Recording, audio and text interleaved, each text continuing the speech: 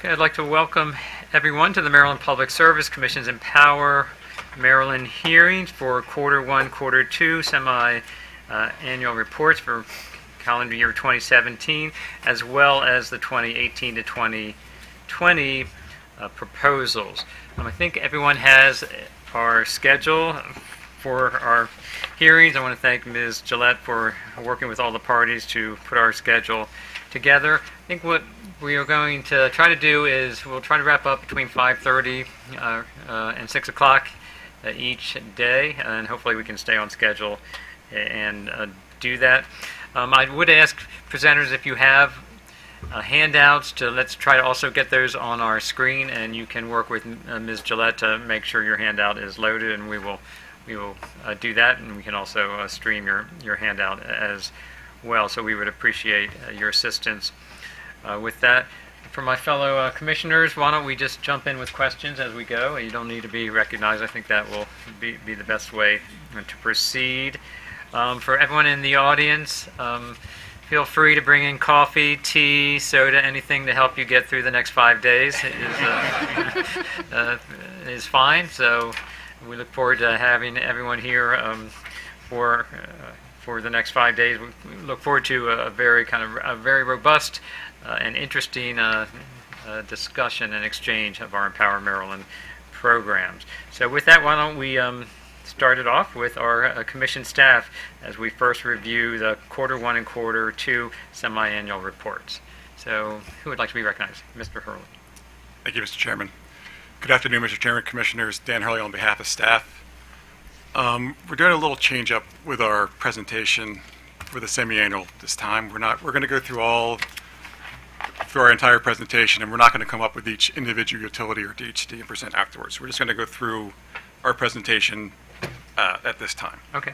And we will kind of be changing some chairs, playing little musical chairs with some of our staff members coming up and coming back. So just let me introduce the staff. We have Amanda Best, Paige Shaw, Matt Bonikowski, and Kevin Mosier at the table now. And soon to be up at the table, we'll have Alexander Specht and Shamika Shelton. And we also have Joe Loper from Itron if there's any specific questions on the evaluation and verification information. So with that, I'm going to turn it over to Amanda, Ms. Best, to kick off our presentation. Good afternoon. Good afternoon, Chairman and Commissioners. Amanda Best on behalf of staff. In this first slide here illustrates the performance of the electric utilities. There's one semi-annual period left in the 2015 to 2017 program cycle. For the first half of 2017, the residential and other portfolios performed a bit better than the commercial and industrial and demand response portfolios. Statewide, the utilities were on track across all of the total portfolio metrics except for costs. Just to note that Q1, Q2 of 2017 was the third highest semi-annual period for energy savings of any semi-annual period.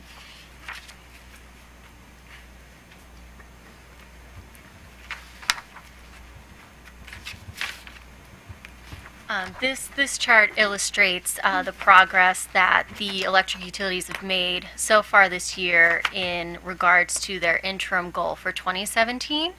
Statewide, the utilities achieved energy savings of nearly 1% of 2013 energy sales in the first half of 2017.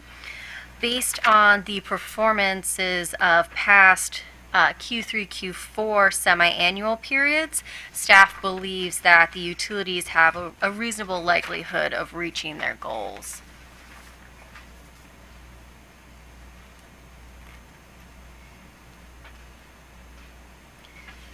And this chart here illustrates where all of the program implementers, utilities, electric, natural gas, and DHCD are in terms of their full 2015 to 2017 program cycle forecasts.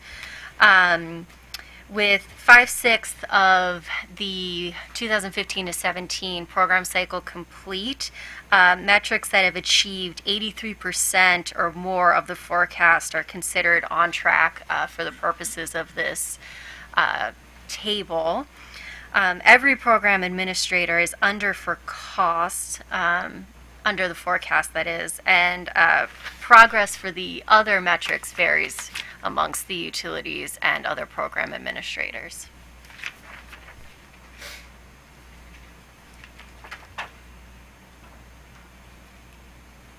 So the next few slides are going to talk about the 2016 EMV process and the 2016 cost effectiveness results. So the results of the EM process for 2016 show that on a statewide basis, the realization rate for the energy savings was 1.02, which is very close to unity. So basically what you're looking at here is the reported number for the statewide in the last row was above 606,000 megawatt hours of savings. The evaluation showed that the actual gross savings were 618,000 above that number. So the realization rate is 1.02, so it's showing that the evaluation brought back slightly more savings than the actual reported savings did.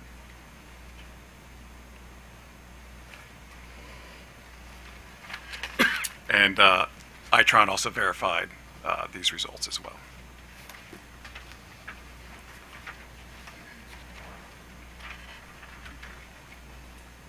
So the cost effectiveness results for the calendar year 2016 were filed on October 20th.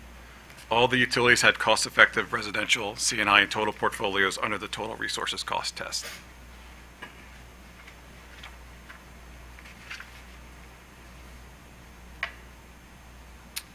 The next slide, we're looking at the residential program cost effectiveness. This shows that on a statewide basis, 4 of the 7 residential programs analyzed were cost effective under the total resource cost test, and the 5 of the 7 programs were cost effective under the societal cost test. The appliance rebate program and the home performance with Energy Star program continue to struggle to be cost effective.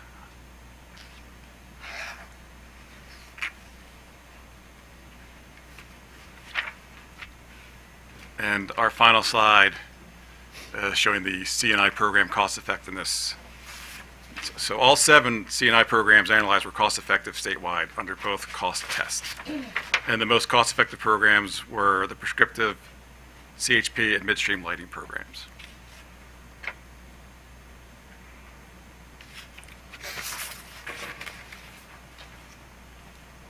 So now we're going to move into our utility-specific portion of our presentation.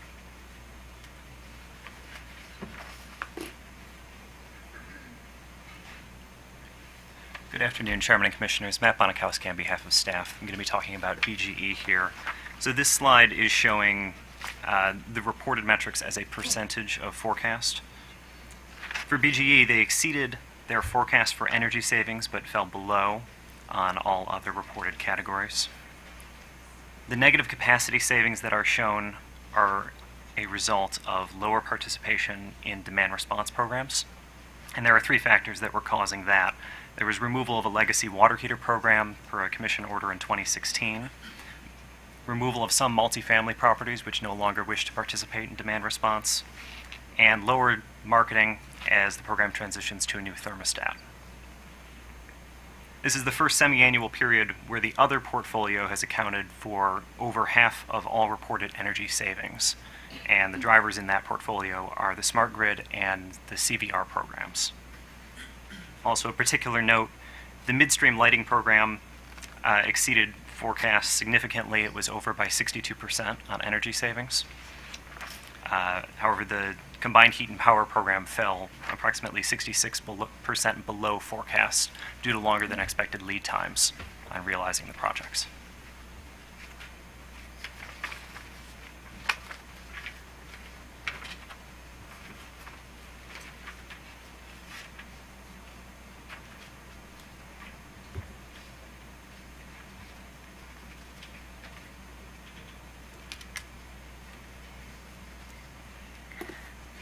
Amanda Best again, talking about Delmarva Power on this slide.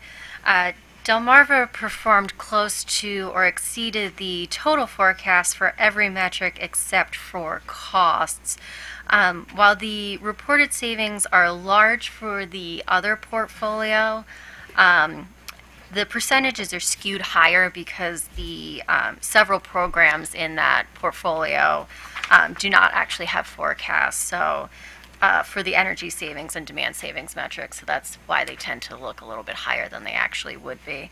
Some program metrics to note: the residential new construction program achieved the largest reported participants, measures, and demand savings of any semi-annual period for the program, while the custom and commercial and industrial new construction programs experienced the smallest reported participants of any semi-annual period for each of the respective programs.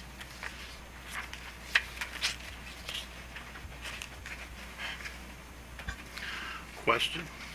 Yes. That 17,000 number, that's not a typo? No. So essentially what happened there is programs like, I'm trying to think of which ones off the top of my head, but several of the other programs reported in that portfolio actually don't have forecasts with them. So it skews the percentage higher because there was a very small forecast. It was only really available for the Transformers program. It was such a small number, and then you have all these savings reported in the CVR and dynamic pricing programs and the smart grid programs that it skews that percentage higher than what it actually would be. Yeah. Okay, it's just such 17,000% is a large number. Yes, I agree. Okay, thank you. Ms. Best, I'm not sure, are you also looking at PEPCO, or is that someone? I am. Oh, okay. I am. This is actually going back to page 6, but looking at the residential cost effectiveness for DPL and PEPCO, you see a pretty big difference in terms of the TRC results, the 1.19 for DPL and 1.72 for PEPCO.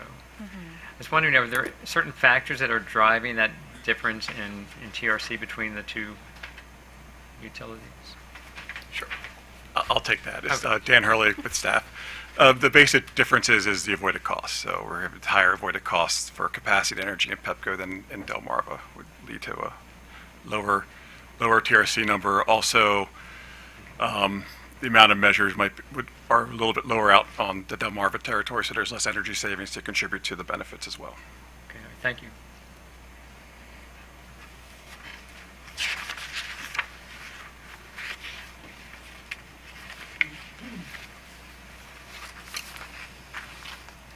Hi, Kevin Mosier. Yeah, Potomac Edison for the first half of 2016 performed largely met its goals overall. The residential portfolio generally did a little better than expected. The C&I portfolio actually performed significantly below expectations.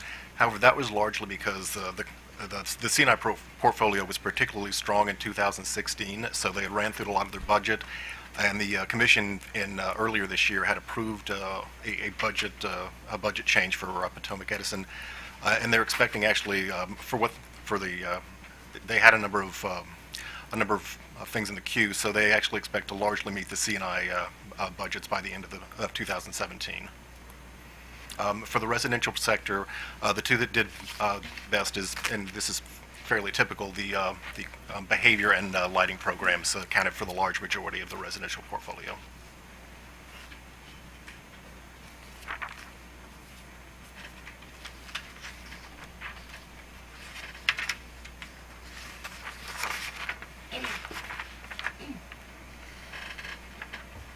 Amanda Best again.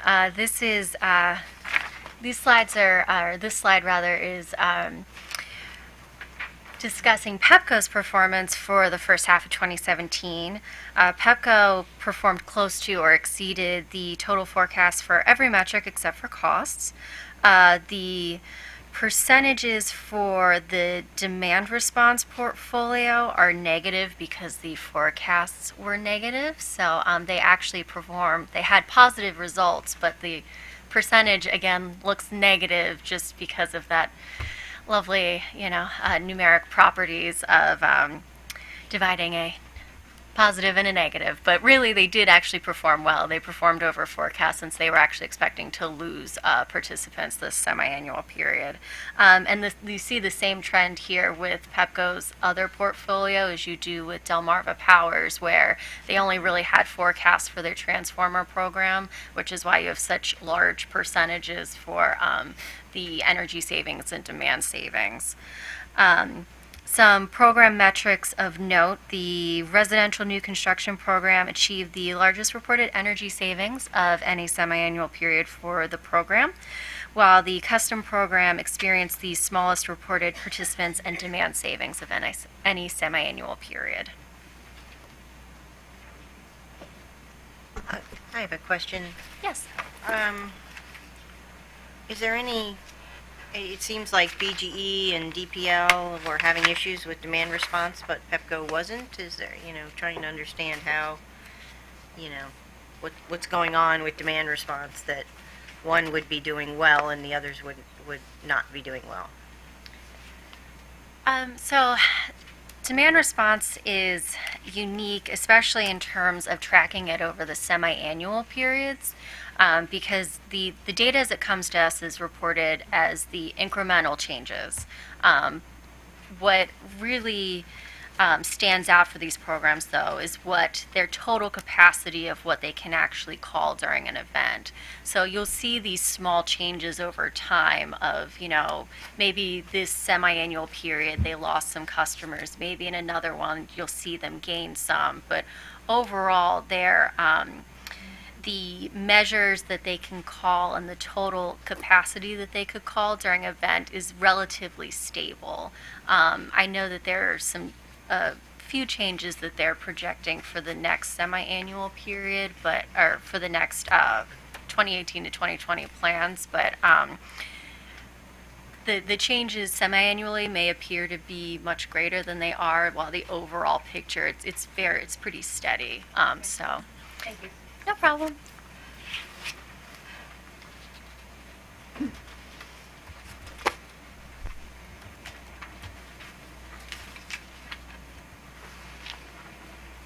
Good afternoon, Paige Shaw for staff. This slide's about SMECO. Essentially, they performed close to or exceeding the total forecast in every measure, with the demand response portfolio increasing over forecast the most.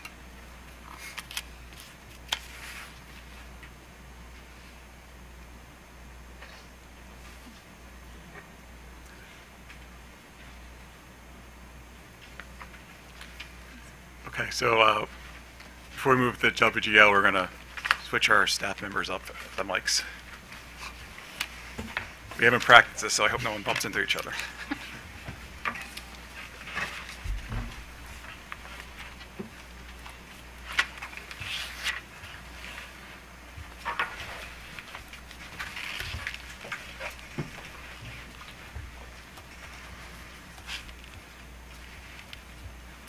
Good afternoon, Chairman and Commissioners. Alexander Specht on behalf of staff. Next, we're going to review Washington Gas's performance in Quarter 1 and Quarter 2 of 2017. WGL's residential portfolio continued to provide most of the energy savings in 2017. The energy savings breakdown by portfolio for the most recent semi-annual period showed around 94% of savings coming from the residential portfolio, with the remaining approximately 6% coming from the C&I portfolio. The behavior-based program provided most of the energy savings, accounting for 58% of WGL's total portfolio savings. All four of the residential program metrics were below the forecasts. The realized participants, therms, and measures numbers nearly met the forecasts, while expenditures were much less than anticipated.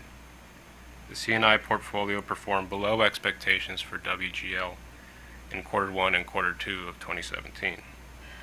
Not one metric exceeded forecasts, and all were significantly below expectations. It is important to note that C&I programs in general have historically been slow to start. The slow start was also experienced by the electricity C&I programs and is not unique to WGL.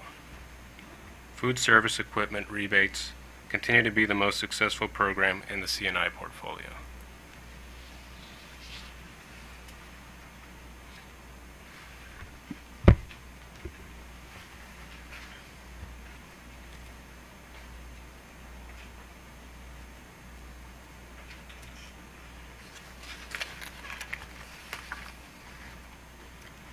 Good afternoon, Chairman and Commissioners. Shamika Shelton on behalf of staff.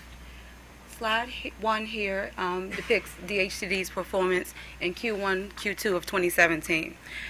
Staff notes that DHCD achieved 127% of its light participation forecast and 38% of its MIHA participation forecast during this period. Additionally, DHCD reported it had met 36% of its energy savings forecast for light and 15% for MIHA. To note, DHCD filed 2 erratas to the expenditures filed here in this report, so staff would like to make those corrections to the record. Errata number 1, submitted on September the 27th of 2017, reported an update to the expense of light at $8.2 million roughly, and MIHA to $2.2 million. This increase resulted in an increase of over $2 million in Q1, Q2 of 2017, and roughly 8,000.6 overall for the 2017 program cycle so far to date. That brings the cost for the 2015 to 2017 LIPE and MIHA program to roughly $39.1 million. Staff does express its concerns with the reporting that it received from the revised errata submitted on behalf of DHCD's expenditures at such late dates.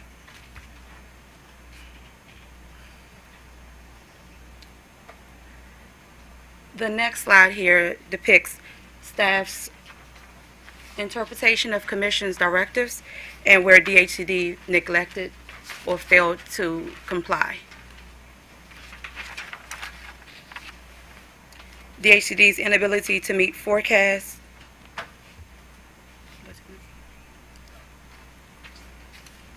DHCD's ability to meet forecasts remains a concern for staff.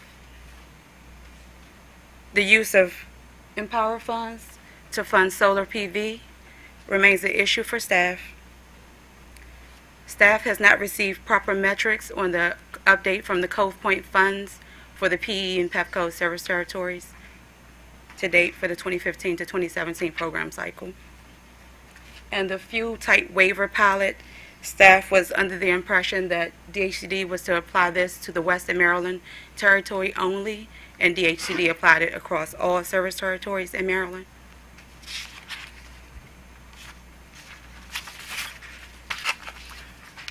Ms. Shelton, in terms of when you said DHCD's use of Empower funds for solar PV is an issue for staff, are you referring to an issue that happened, or is that an issue going forward that it may continue to happen? Well, Commissioner Order 88007 came out and it denied DHCD the ability to use Empower funds for solar PV. However, DHCD in its Q1, Q2 2017 report submitted 68 projects that it had used Empower funds for in the BGE service territory, which staff was unaware was in process or play. That was my question, just to follow up on that. Were those projects in queue, or were they just started brand new? Staff is unaware. We were not informed of any. When we received the request from DHCD, we were not under the impression that there were any projects in play. The request was submitted to the Commission. The Commission denied the request, and in the subsequent report, in the Q1, Q2 2017 report, staff noted that 68 units had been installed in the BGE service territory under commercial properties. Thank you. You're welcome. Thank you. Ms. Shelton, Yes. for the on slide 17, for the other issues you have listed, are all of these related to DHCD, or are they other parties? Do these relate to other parties as well? No, this is specific to DHCD, Okay. and it's reporting to staff. Thank you. You're welcome. Thank you.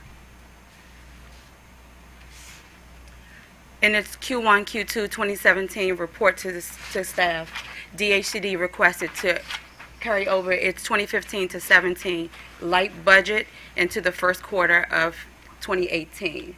Staff has the following reservations regarding this request.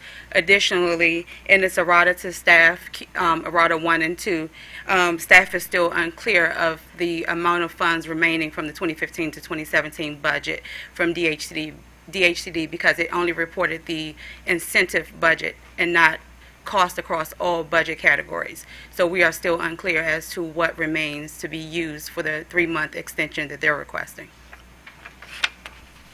In addition to the participation and energy savings metrics that will be achieved from that extension as well.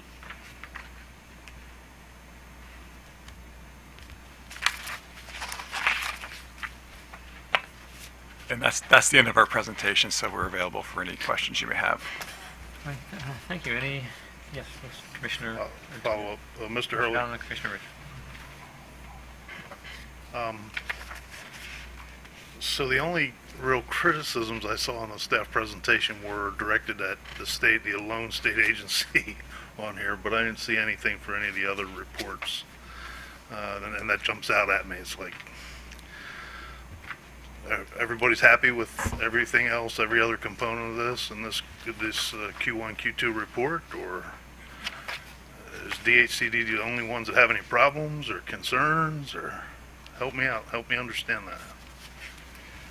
Based on the filings we received, that we did not have any major issues with the utility filings. Each of our staff members did their own review. Ms. Shelton had the most issues to discuss as far as DHCD's reports, and that's how our report was reflected.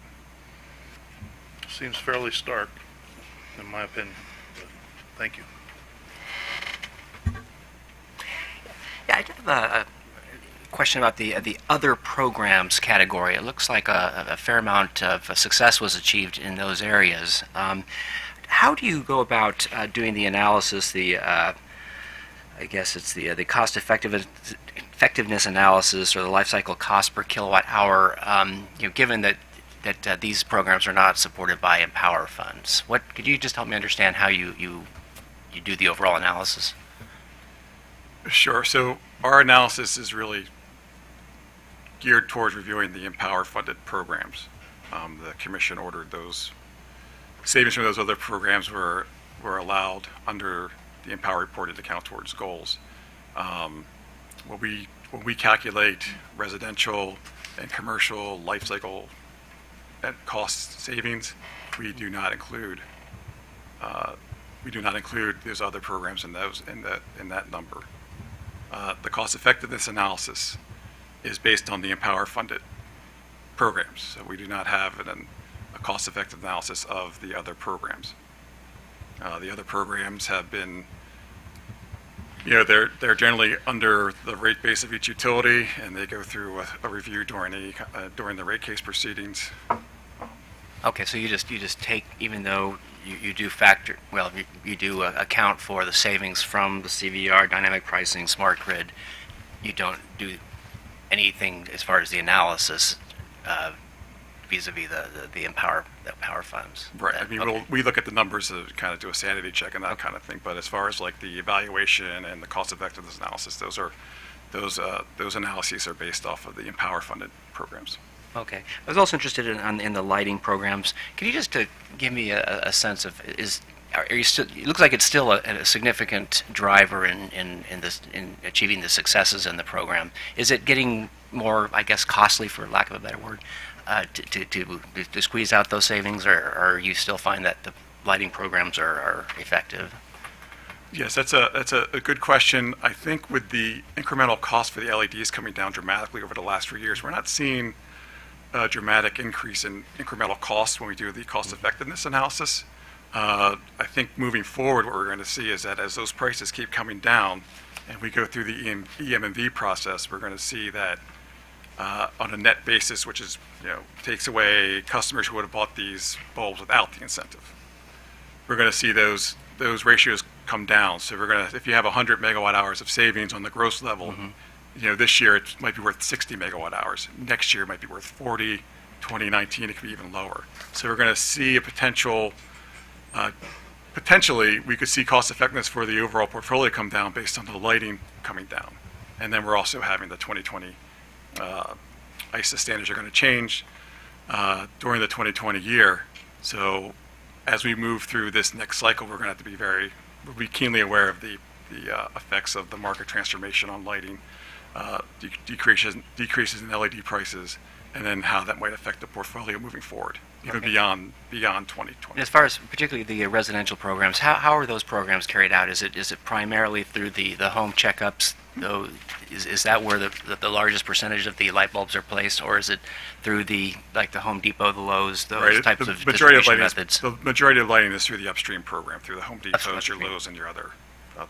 Okay, and last question. I'm just interested in overall with behavioral programs. What percentage overall does that account for savings? Do you have just a general sense of behavioral versus some of the other residential programs, non-behavioral programs?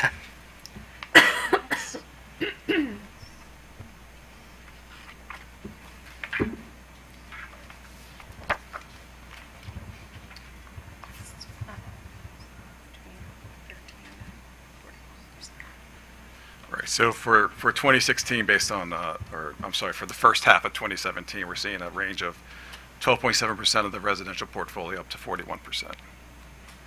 12% to 41% For the overall. behavior impact on the residential portfolio. Okay, great. Thank you. Yes. Could you? I'm back on slide 17. Specifically looking at the first bullet, accuracy of reporting. Can you help me understand a little more about what's happening there? Yes. Reporting doesn't. I'm just trying to understand how that fits in with the other categories here as an issue that is raising concern. Yes. So with regards to reporting, page 50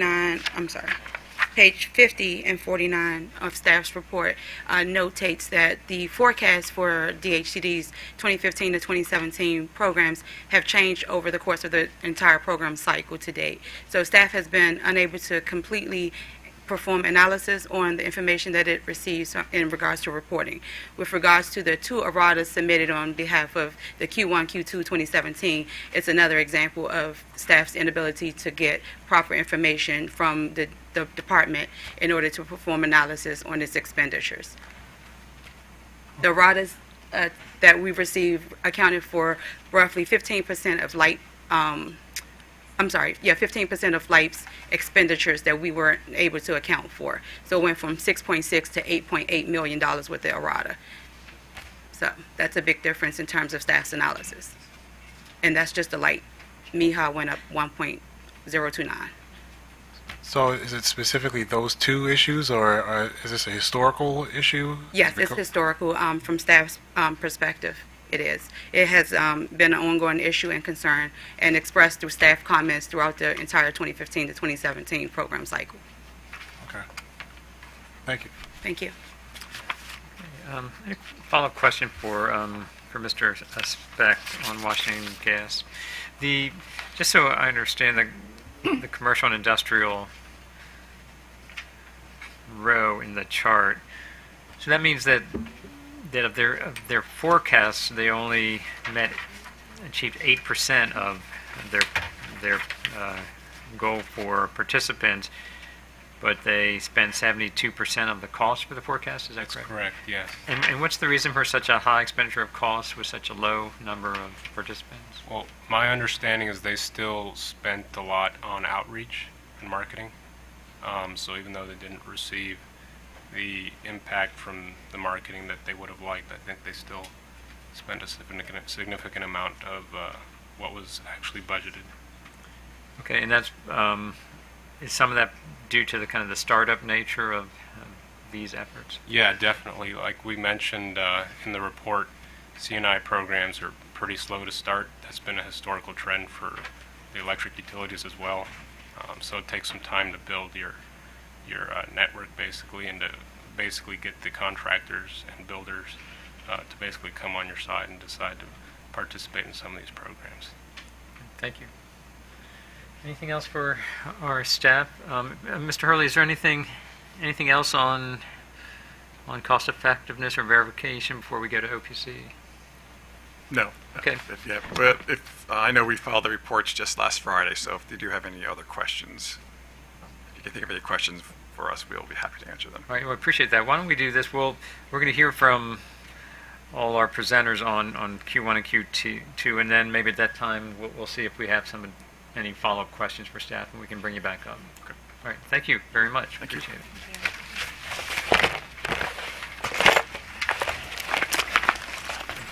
Next up is the Office of People's Counsel.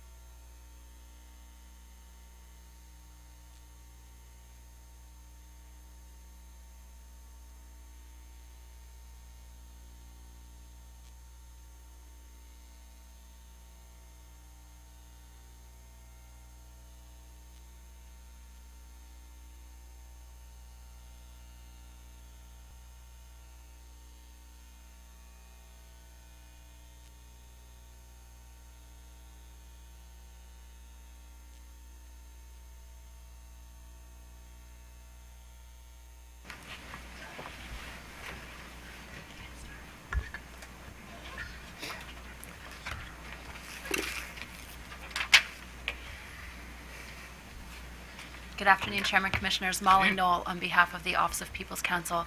I have with me from the Vermont Energy Investment Corporation David Hill, and Emily Levin will be back in just a moment. The majority of the presentation will be presented by our consultants, but I will jump in as necessary. Good afternoon, everyone. My name is David Hill. I'm with Vermont Energy Investment Corporation, and it's a pleasure to be here to talk with you about Empower today. You can go to the next slide. And the next slide, yeah. I wanted to start with the last time I was here was about a year ago, and there was a recent report at that time that kind of emphasized from a big picture the value of the Empower Maryland portfolio to Maryland and its economy. And I think that the semi-annual reports, and just kind of wanted to reaffirm that, continue to show these types of trends. There's economic value created by saving electricity and natural gas as a resource at a lower cost than the supply. That benefit applies to the ratepayers who are participating as well as to all the utility customers, because the utilities in the end have lower costs. It's also creating jobs and keeping energy dollars within the Maryland economy. So the work that's going on in efficiency is spent in the local state economy, and that has multiplier effects and other things.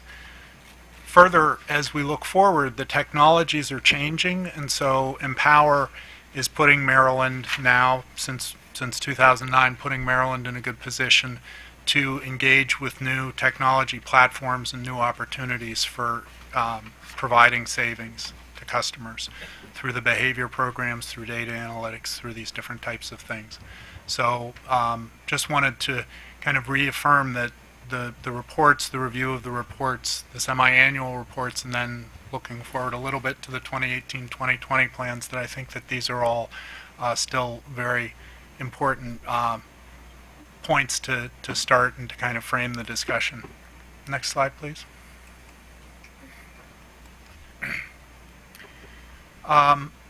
This is cycle to date, CTD. Sometimes there are program to date charts, but cycle to date, and again, just as the residential savings compared to forecasts. So the savings compared to baseline sales for the residential portfolio. So it kind of normalizes across the utilities as their residential savings as a portion of baseline sales. Commissioner Richard, this gets a little bit to your question about the percentage that's coming from the behavior programs. So noting that, say, the Washington Gas program on the right has a relatively high level, as do the other programs. The orange bars represent the behavior programs, lighter orange being the forecast and the darker orange being the reported. The lighting programs and behavior programs continue to represent the majority of the savings from the portfolio across. If we compare for each utility the forecast to the realized, so the first bar to the left for each utility and then the right, you can see that BG&E and Potomac Edison are exceeding the forecast for cycle to date in terms of their savings, and the other utilities are running somewhat behind their forecasts. Next slide.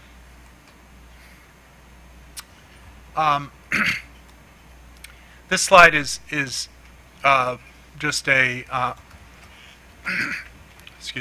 a refresher on the level of the savings goal as a percent of retail sales for each of the utilities in the 2015 to 2017 cycle. Everyone is ramping towards the 2% savings goal on an annual 2% of annual requirements, annual retail sales, but the actual level of the 2015 to 2017 goal as a percent of retail sales varies by utility. So the next slide then represents that variation by utility. The dark line across each one shows what the 2015 to 2017 goal for each utility as a percent of retail sales would be. This slide also includes residential as well as non-residential savings, so this is for the entire portfolio. And we can see that there are utilities are generally exceeding and or meeting the target for the cycle to date, the 2015 to 2017. The place where there is the gap, the most noticeable gap then would be on SMECO, which is increasing savings but below the 2% level that they had as the 2015 to 2017 goal. Next slide. So a few of the broad level recommendations that we feel would be helpful, both with the remaining time, but then also looking forward to the continuing programs. Coordination between the electric and gas utilities, particularly for the retrofit programs, which, as noted by staff, is one that continues to have potentially some of the difficulties with cost effectiveness, but there are a lot of energy savings out there if you can do it in an effective manner, and we think coordinating between the electric and gas utilities is an important activity. The best way to do that is to have the working groups get into the details about how to count the costs, the savings, coordinated delivery of measures, all those things. That's definitely, it requires a working group type of framework. What would recommend is that the Commission give that working group a mandate or a little bit of a deadline to come back with some specific recommendations and results from the working group. I think that would be helpful. So by the beginning, say, middle of next year, there should be an output from the working group specifying how they will coordinate the delivery of services. I'm just going to jump in very quickly. The Commission has requested that in the past, and that group has been meeting. We have been working forward. That progress is incredibly slow, and it's simply taking much longer than it needs to. So at a minimum, we would propose that the Commission require timeline with deliverables to be filed within the next 3 to 6 months, so that even if we can't accomplish a full program coordination within the next 6 months, we at least can give the Commission a timeline of when that can happen. Next slide. The coordination and kind of moving midstream, so rather than each retail purchase getting a rebate, kind of working upstream with distribution and manufacturing suppliers, equipment suppliers, to have rebates that apply across the board is a good opportunity, and coordinating and making use of the full Energy Star retail products platform to maximize the savings opportunities is a good opportunity looking forward. Again, some of this is related to the 2018 to 2020 programs as well as to the current cycle. But next. The lighting market, as was mentioned, and again, Commissioner Richard, some of the questions you had, it is changing rapidly. There are some channels that are likely to have perhaps less likelihood of adopting just based on the retail market availability of the LEDs, and so in some ways the program can channel markets that are or focus on market channels that may not be getting as many LEDs out as the general broader market. And so trying to focus on some of the hard-to-reach markets might be a good opportunity, and is something that should be considered. Just unclear what you mean when you say hard-to-reach markets. Are you talking geographical, or what exactly do you mean by that? So you've got folks that I mean, Home Depot, the larger retail chains, those are relatively easy to reach. Okay. Smaller stores, maybe independent retailers, or sometimes the grocery store or a local grocery store, that type of thing, is a way that you can reach into some other market channels that you might not otherwise be hitting. So I hear talk of upstream, midstream. I mean, so that's talk about market channels. Is that midstream, and should we then look more upstream at some of the manufacturers, or what?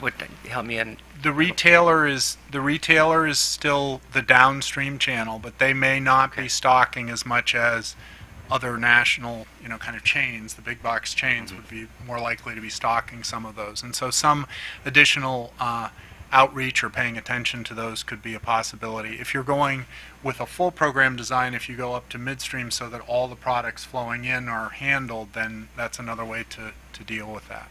Okay, and the way you're reaching people, is it just primarily just through price?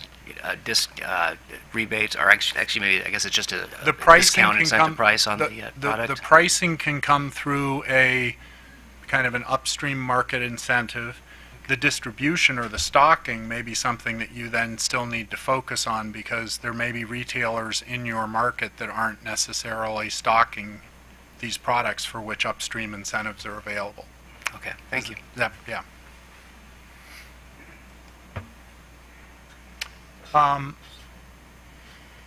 There's a lot of good work, I think, that's been done, Commissioner O'Donnell, to some of your question. I think the programs across the board are having successes and working on improvements, and it's really important to continue building on those, to call those out, to recognize them, and then continue building forward. If we look forward, the lighting savings will decline over time as part of the portfolio. The good news, if you would, is that with smart thermostats, smart homes, interconnected devices, there are a whole range of things where you can find savings that haven't been available, that can continue to provide the economic value that Empower's providing. Coordinated approaches, gas and electric, are very important.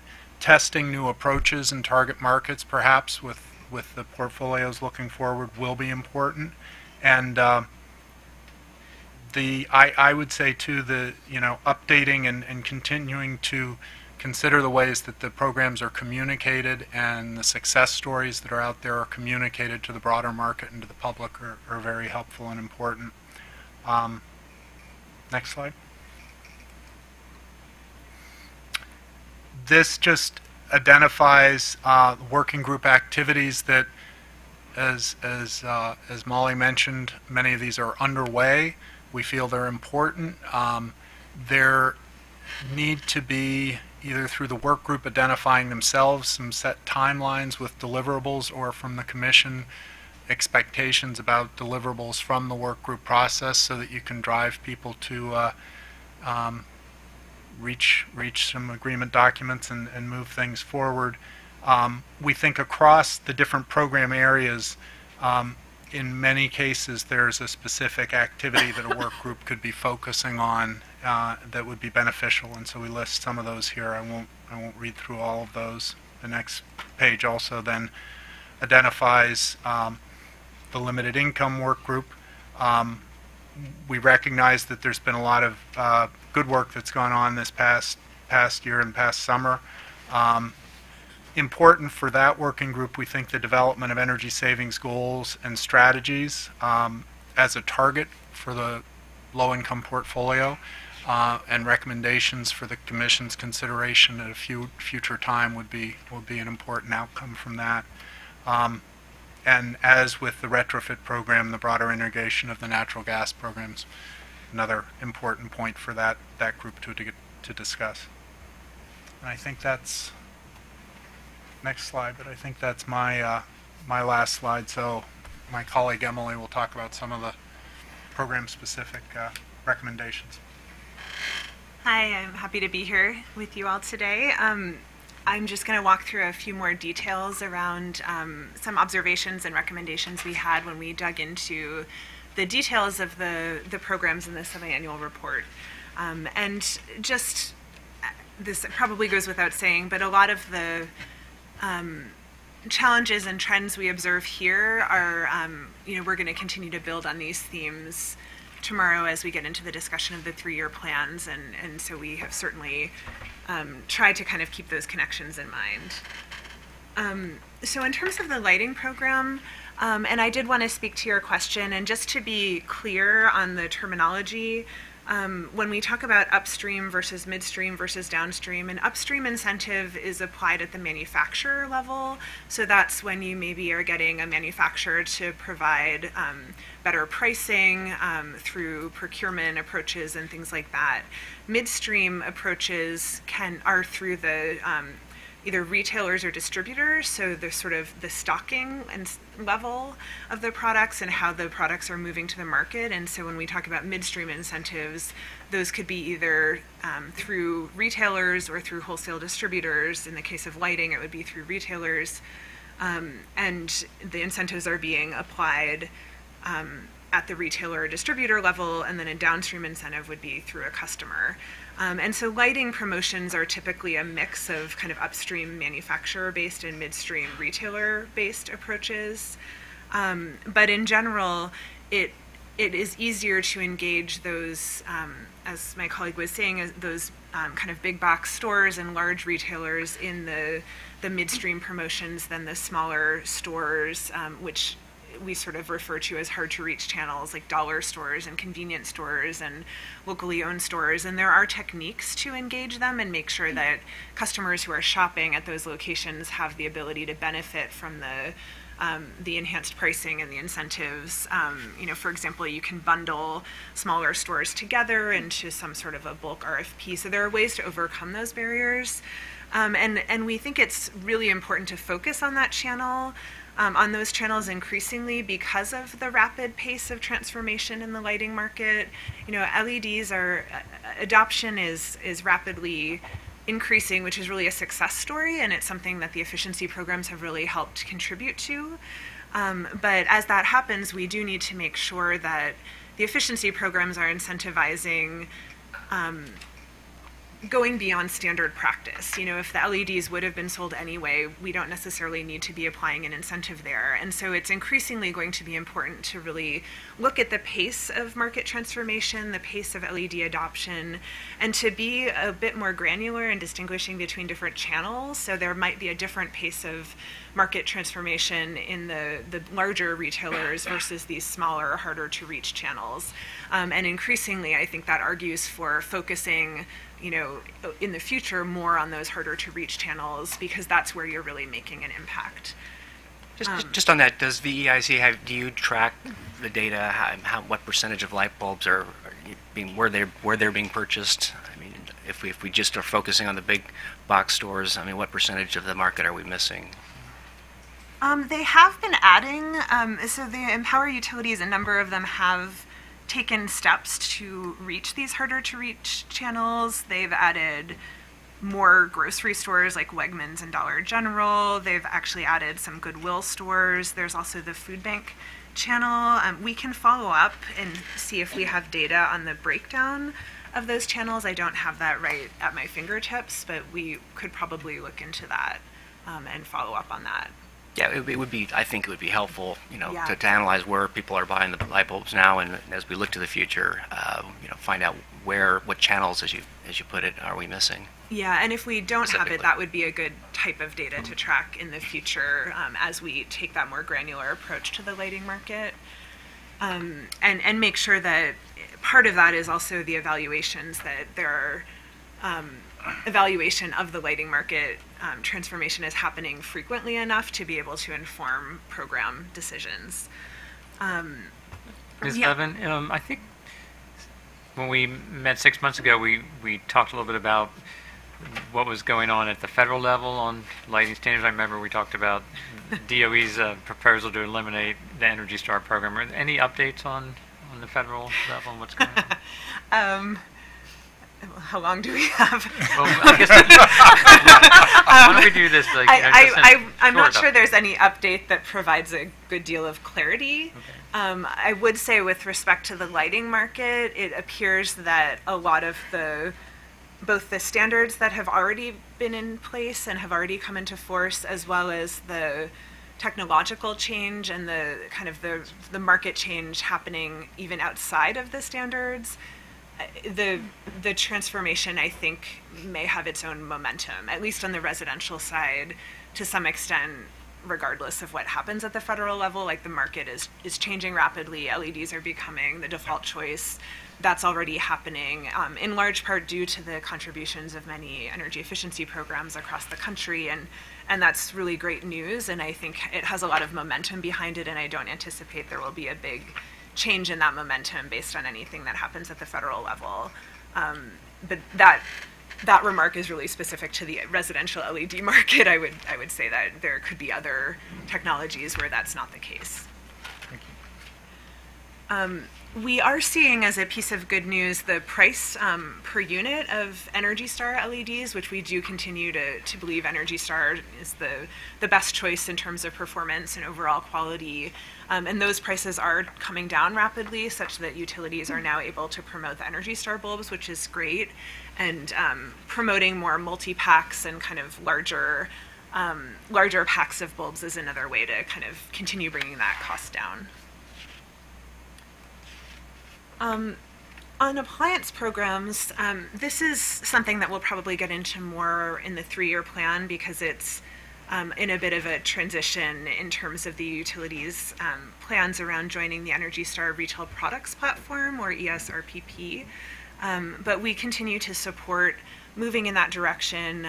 It has been an ongoing challenge for the Maryland utilities to keep up with kind of new appliance specifications. One of the many benefits of the Energy Star Retail Products Platform is that there would be sort of a standard suite of products that are supported through a national platform, and there's a lot of economies of scale from that, and also it takes some of the burden off the utilities to kind of have to keep up with all the specific specification changes and market changes for every category of appliance and consumer electronics. So that's more of a long-term change that we'll talk about more tomorrow, but in the nearer term, we continue to see a lot of promise around high-efficiency dryers, which are pretty new to the market still. There's an opportunity to support heat pump dryers, which meet the Energy Star most efficient performance criteria, and a really nice opportunity for heat pump dryers in multifamily buildings that can be explored, where venting can often be a concern.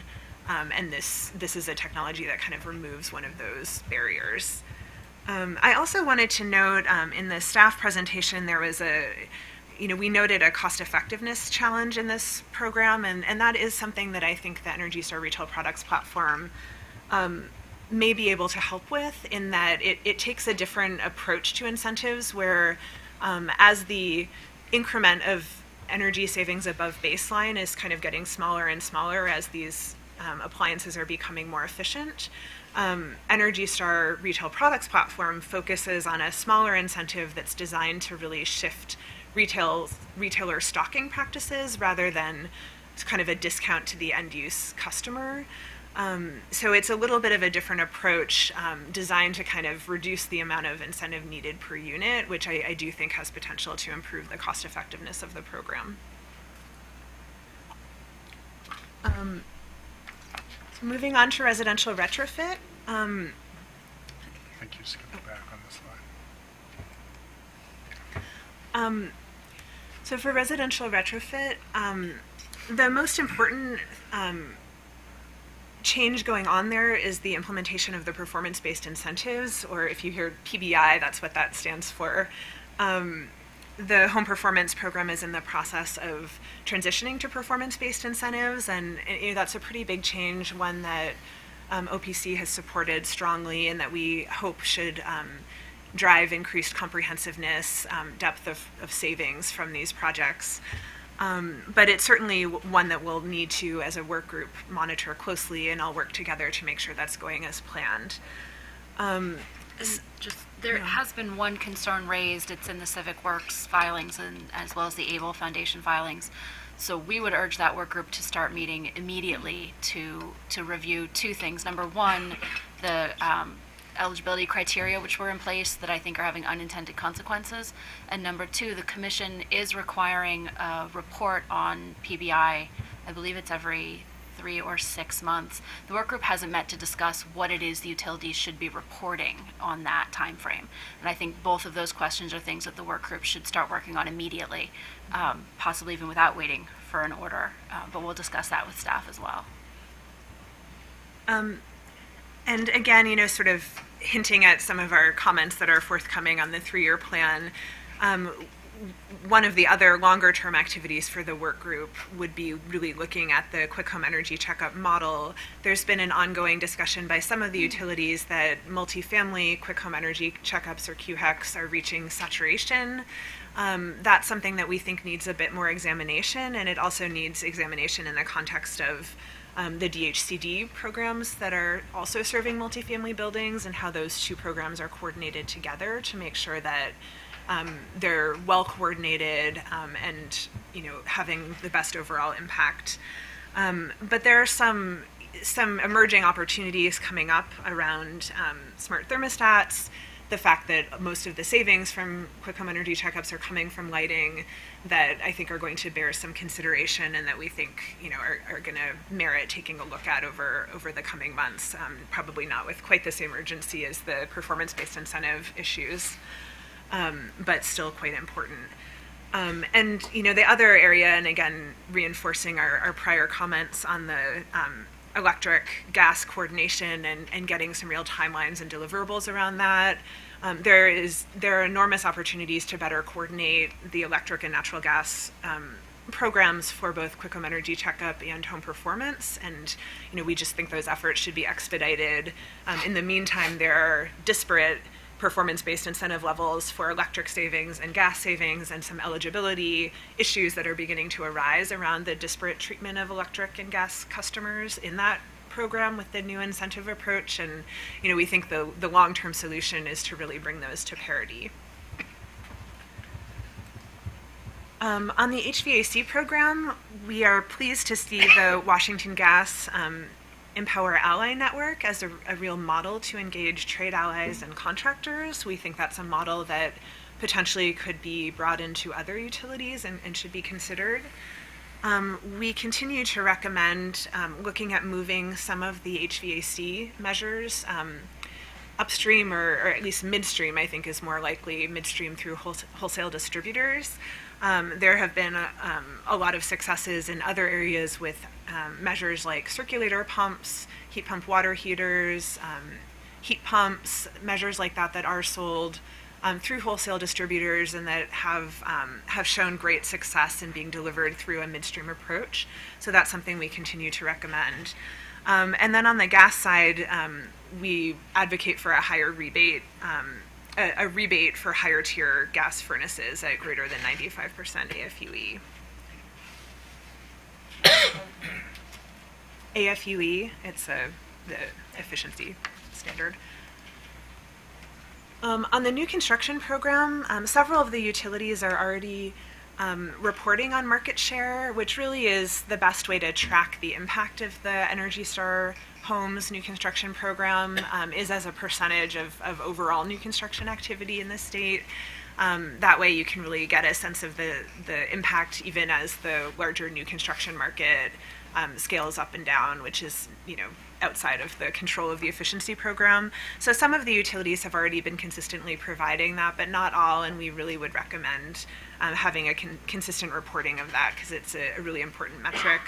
And we should add that with I think the exception of Potomac Edison, the market share of Energy Star homes is growing. So the utilities, new construction programs are working pretty well overall. Market share is tending to be increasing.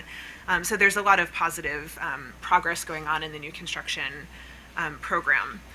Can I just ask a question on that? Growing, but do you have a sense of what percentage now of new construction is involved in the Energy Star program? Yeah, I do have that. Hang on just one second.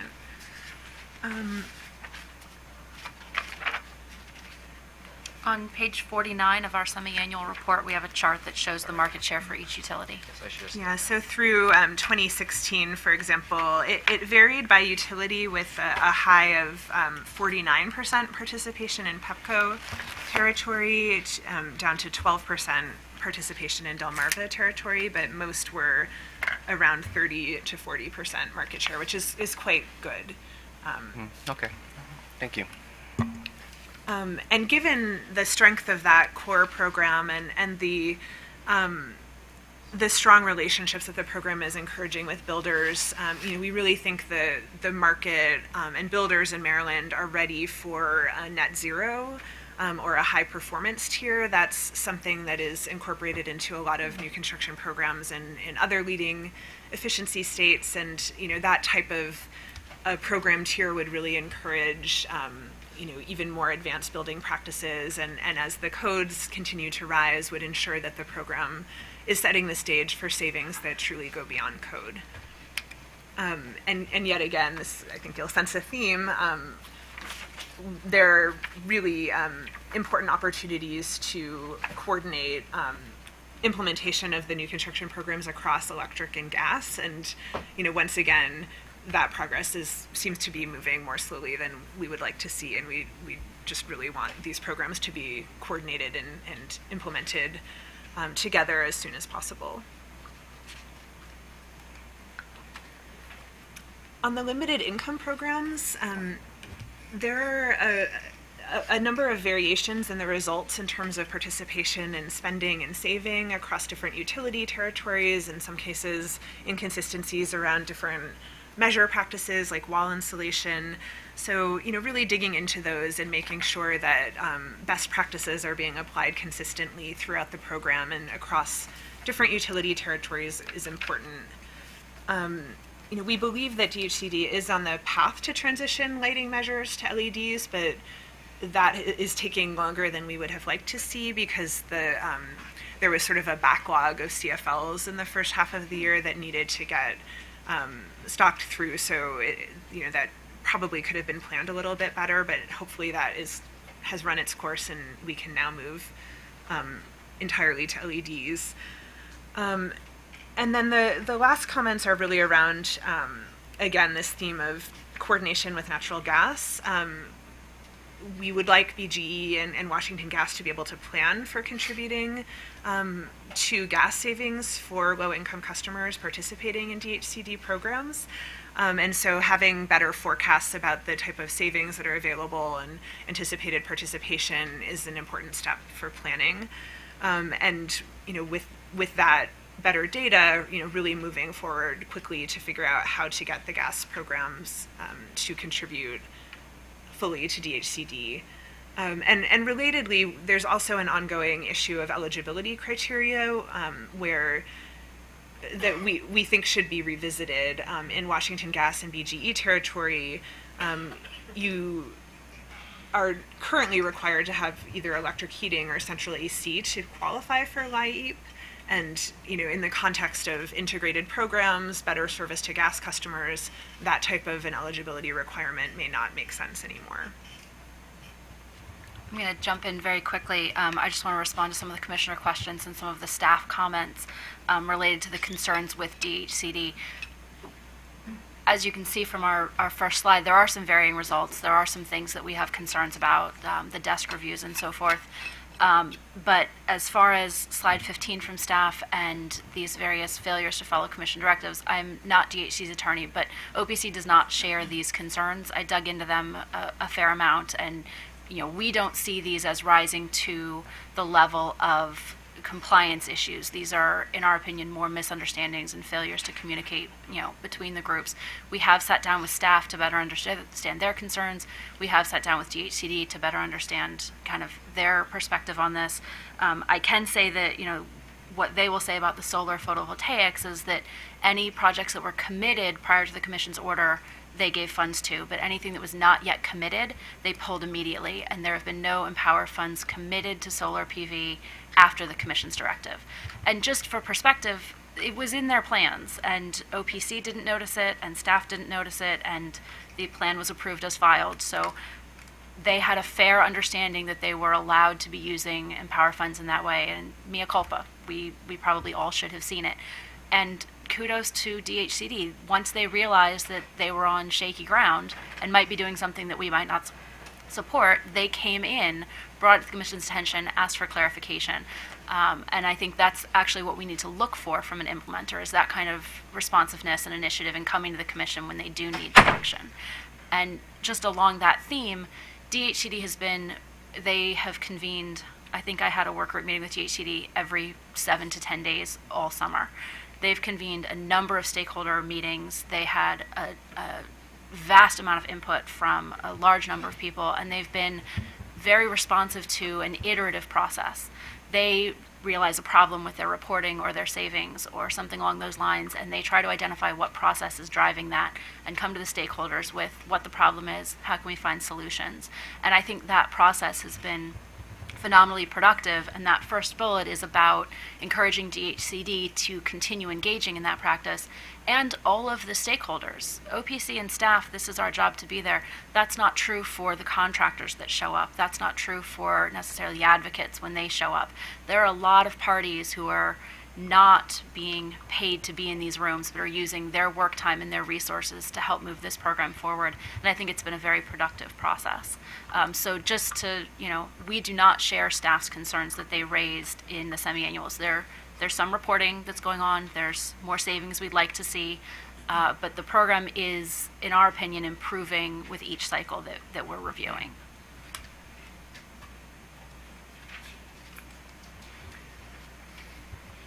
For the behavior program, we continue to believe that there are issues to be addressed around overall performance objectives for the behavior program, how to think about the behavior program as a share of the overall portfolio, how to have consistent reporting metrics. In addition, issues around coordination with other behavioral initiatives. This is a theme that we'll return to in the 3-year plan review, but there are a number of other channels and funding sources for utility engagement with customers. There are energy management tools, there's the smart grid funding category, there's high usage alerts, there are customer billing portals, there's a bunch of sort of other activities going on that are engaging customers in different ways. And so really a key theme is making sure that all of those are coordinated and integrated and measured in a consistent, coordinated way, and in a transparent way where we can actually see the impact holistically. That's a key focus, I think, for the behavior work group activity, and we'll speak to this more tomorrow. But in the immediate, in terms of the semi-annual plan performance or report performance, there are just a couple of inconsistencies. PEPCO and Delmarva continue to be experiencing costs per kWh, kilowatt hour, for their home energy reports that are a lot higher than the other utilities. Delmarva's savings are also lagging significantly behind their forecasts, so there are a few sort of immediate performance issues to look into on the semi-annual front. But in general, we do strongly support continued behavioral engagement and just want to see that work be really well coordinated across all of the utility activities. Can I ask a question in this area? I think, Ms. Knoll, you said you were recommending that we direct specific timelines and deliverables in this work group area. Is that right? Yes, Your Honor. Well, specifically that was for the natural gas electric coordination, but I would support that really for all work groups. Okay.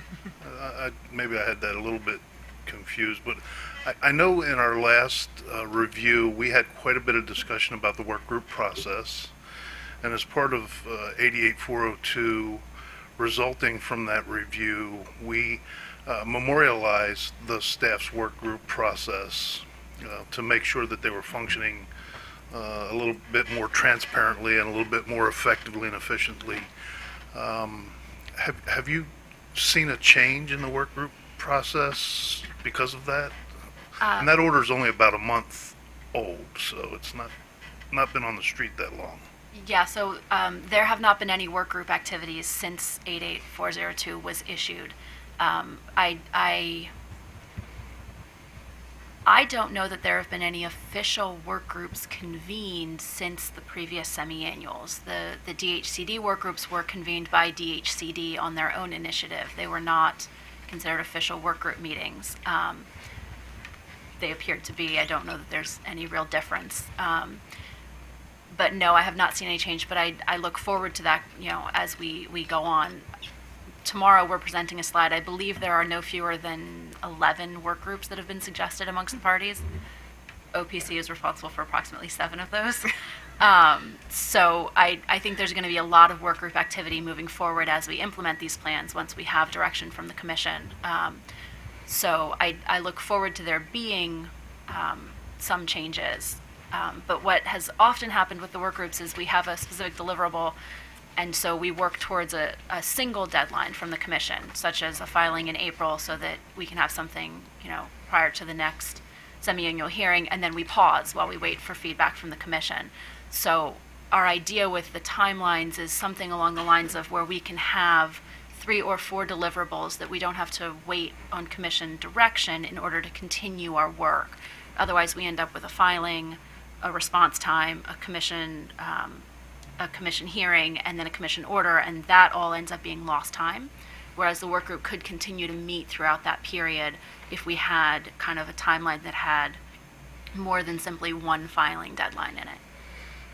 Yeah, as part of that order, we directed staff to file an assessment of the behavior-based programs work group process, or an assessment of the topics pertaining to that portion of the program.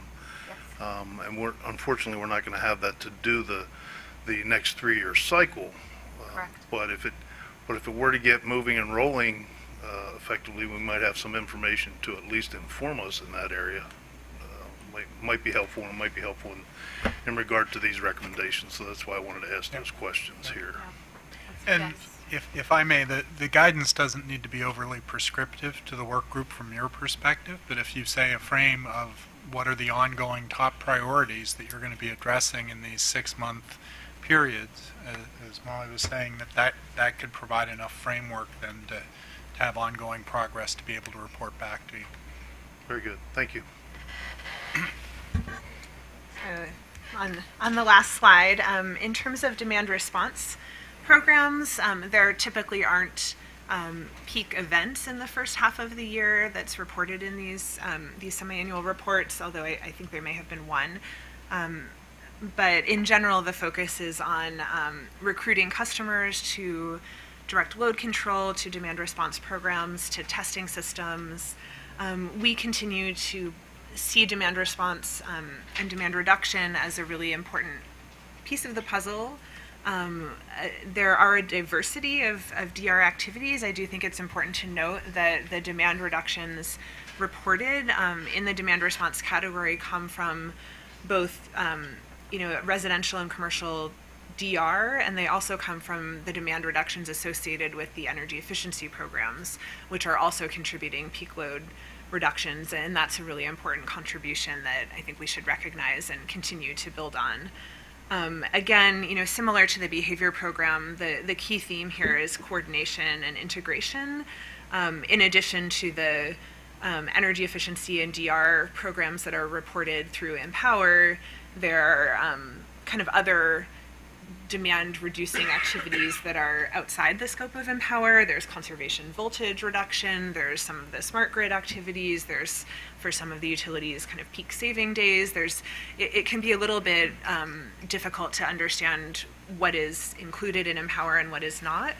And there are also important opportunities to make sure all of those efforts are really well coordinated, that utilities are really effectively using the efficiency programs to recruit demand response customers and taking advantage, especially with the advent of technologies like smart thermostats that really have enormous potential both for efficiency and demand response, that coordination of those, that those two initiatives are coordinated and that we're optimizing for both of those outcomes. And I think that's it for today.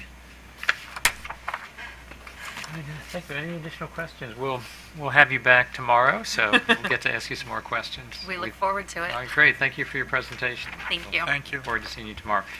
I think we're going to take a short break now before our next presenter comes up. And when we come back in about 10 minutes, we will have the Joint Utilities panel.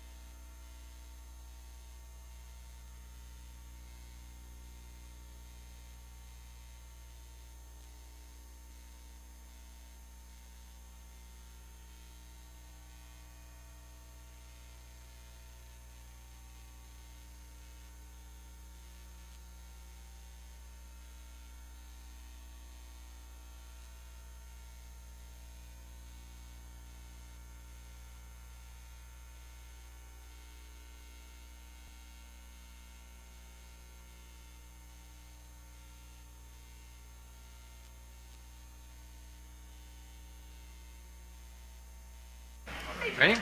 Okay, if I could ask everyone to have a seat, we'll begin. If everyone can grab a seat, please. All right, welcome back, everyone, to the Maryland Public Service Commission's Empower Maryland hearings. Our next presenters are our Joint Utilities panel. So just say welcome and ask who would like to start, and please introduce our panel. Thank you. So, good afternoon, Mr. Chairman and Commissioners. Bill Wolf for Baltimore Gas and Electric, presenting on behalf of the Maryland Utilities. With me at the table to the left is Jennifer Rayleigh from SMECO. To the next left is Eric Rundy from Potomac Edison. And far left is Wayne Hutters from PHI. So the Maryland Utilities are pleased to state that we have reached consensus on a standardized protocol for pre-approvals. And this is both for our C&I programs as well as CHP projects. We feel this provides a standardized protocol for contractors participating in our programs, and it ensures that the utilities can meet their pre-approval commitments to those contractors if for any reason that a program is interrupted. So we've come up with the following policies. First, all C&I projects, regardless of incentive levels, will require pre-approval. This ensures that the utilities know what commitments have been made at any given time. Pre-approval funding commitments are valid for up to 2 months for small business, 6 months for retrofit projects, and 12 months for new construction and custom projects. These reflect average completion times that the utilities have seen for these projects, and it reduces the unnecessary long funding commitments. Next, pre-approval funding commitments may be withdrawn after 2 months of such approval if the applicant cannot demonstrate that the project is moving forward or is on schedule. Utilities feel this is important because the utilities are reserving funds for pre-approval projects. If a project is not moving forward, these funds are being not used and can be used for other types of projects. If an applicant does have a pre-approval withdrawn, it may apply for a new pre-approval if the projected budgets and programs allow it. We believe that this approach improves the likelihood that these limited funding commitments will result in closed projects. Next, energy and demand savings will not be recorded until the project meets the utilities requirements. In other words, a project that is pre-approved in, say, November 2017 and is completed in March 2018, those energy savings are counted towards the 2018 goal.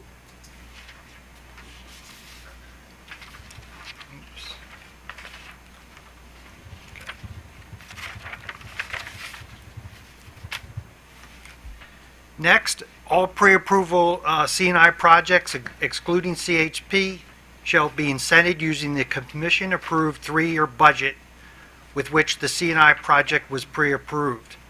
This allows the utilities to comply with Order 87575. What this means for the next program cycle, the 18 through 20, is that C&I projects pre-approved by December 31st, 2020 and completed by December 31st, 2021 shall be paid from the 2018 through 2020 approved budgets. These were dates that were also recommended by staff. Next, that incentives for CHP projects pre-approved by December 31st, 2020 shall be paid as follows. Construction incentives will be paid through December 31st, 2022, and production incentives will be paid through December 31st, 2024. Again, both of these provisions were recommended by staff. Lastly, although the utilities have included budgets for CHP projects in their 18 through 20 filings, no utilities can accurately predict when a large CHP project will be installed. Some CHP projects are delayed for years, some come about unexpectedly, and many never get completed after the utilities receive an application. Therefore, the utilities are requesting approval for CHP budget increases to be allowed outside of a semi-annual report, preferably a commission administrative hearing. This will quickly allow these unforecasted CHP projects to be pre-approved. This will only be needed if it requires pre-approval of CHP application whose funding would exceed the utilities approved 3-year budget. Now available for any questions. Thank you, Mr. Wolf. Mr. Wolf, quick question on the first page, second bullet, where you have the time periodicities for the various project categories, 2 months, 6 months, or 12 months. Is that to begin the project, to complete the project? What do those what they told from application to begin, or to completion, or to when? So in most cases, what it means is that a contractor or customer will submit an application to the utility. The utility will review that, make sure that it meets its technical requirements, and once it has, they will send out a pre-approval letter to the customer. That pre-approval letter will state that that we've committed those incentive funds for up to 2 months or 6 months for a retrofit project. But does the applicant have 2 months, for instance, a small business project applicant have 2 months to complete their project, to begin their project, to meet a certain milestone in their project? What is that, 2 months? Well, for the retrofit and the new construction and custom projects, it's to complete the project and to be ready to say that the project's completed and it's ready for incentives. Small business is a little bit different. I know Baltimore Gas and Electric and SMECO have a direct install program. So basically, the way we look at that is that as our vendors go around and they give they do the analysis and they give a proposal to a customer, that proposal is good for 2 months for the installer to come back and complete the lighting project. Okay, so 2 months is the effective period of the proposal given by a contractor to a small business. Correct. But for new construction and custom projects, it's 12 months to complete the approved project. And how about the 6 months for retrofits? How's that work? Same thing. That is 6 months to complete the pre-approved project. 6 months to complete. Now, if the contractor or customer does not complete that project, they can certainly go back in and ask for the utilities to provide an extension or redo a pre-approval. And again, the utilities will look at that, and if there's funds available, they will do that. Fair enough. Thank you. Mr. Wolf, on the CHP budget and the pre-approval process, so when will the commission see the actual CHP projects? Is that under the normal, the normal budget process? Would that be after the fact and after as part of the reporting requirements?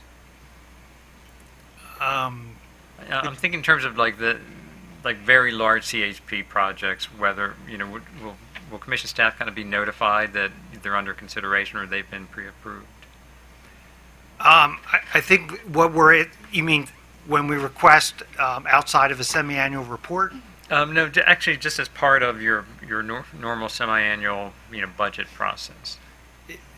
Typically, we report them when they're completed or when they've been commissioned. They've been commissioned. So the utilities count the CHP. For CHP, customers receive a design incentive, then they receive an installation incentive. That installation incentive is when the unit has been commissioned. And then we look at production incentives, and production incentives start when that unit is commissioned. But when the unit is commissioned and we pay the installation incentive, that's when we count the savings. Okay.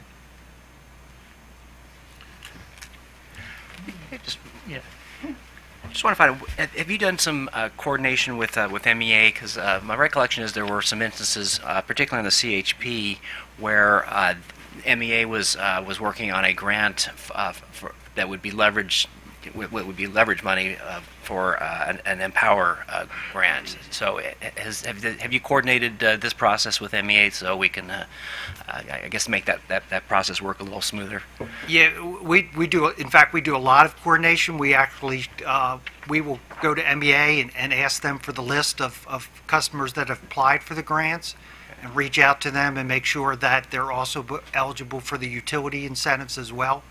And in the past 7 or 8 years, we've worked very closely. Most of our customers that, in fact, I think one of the MEA requirements to receive the grant is that they also apply for a utility incentive.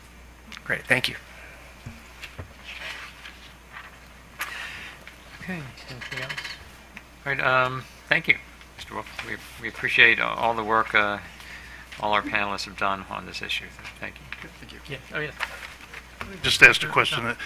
That's not the complete joint utilities. That's just the response to that order provision, right? That's not your whole report on the quarterly report. Oh, no. Thank you. Just making sure.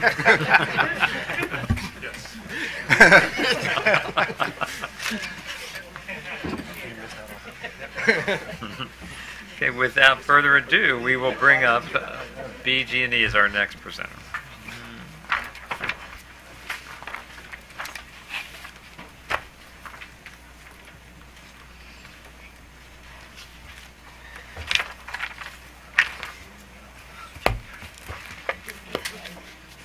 Okay, sure.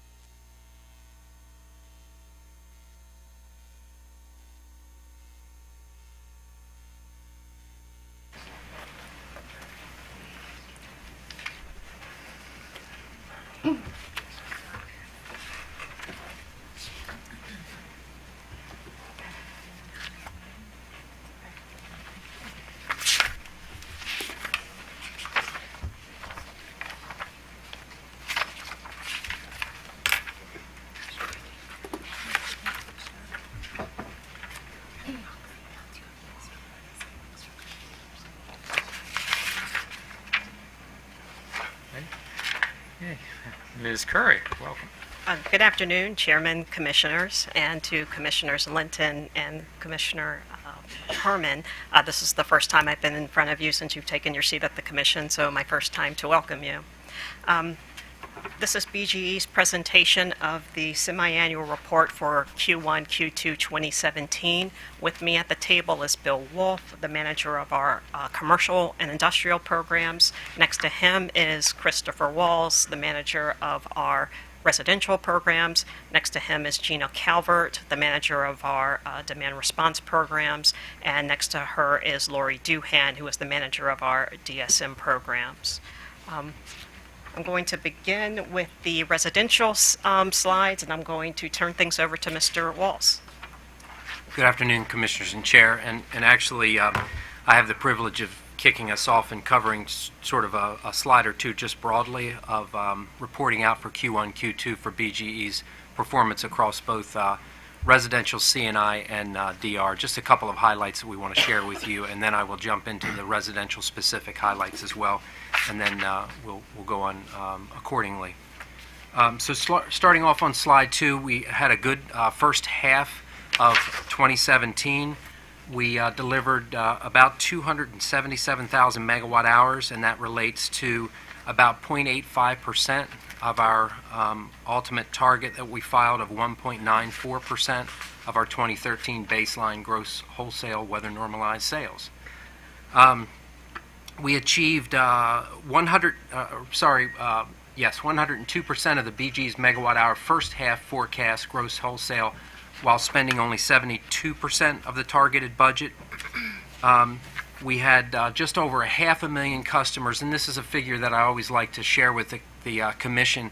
Given all customers pay the Empower Maryland charge, we want to always ensure that all customers have the opportunity to participate in the programs, and we are up to just over 500,000 of our customers that have participated in at least one Empower Maryland program.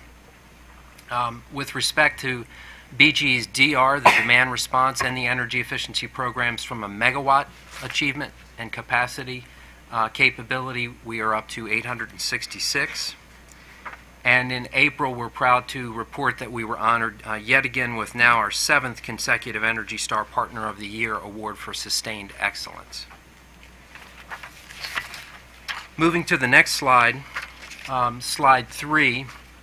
This is just a chart that shows overall the participation and measures delivered and savings and megawatt across our entire portfolio for BGE. And I think this is a good quick snapshot. It kind of gives you a sense of the contributions program to date that each of the major areas of our Empower Maryland programs have delivered towards our various goals since 2008.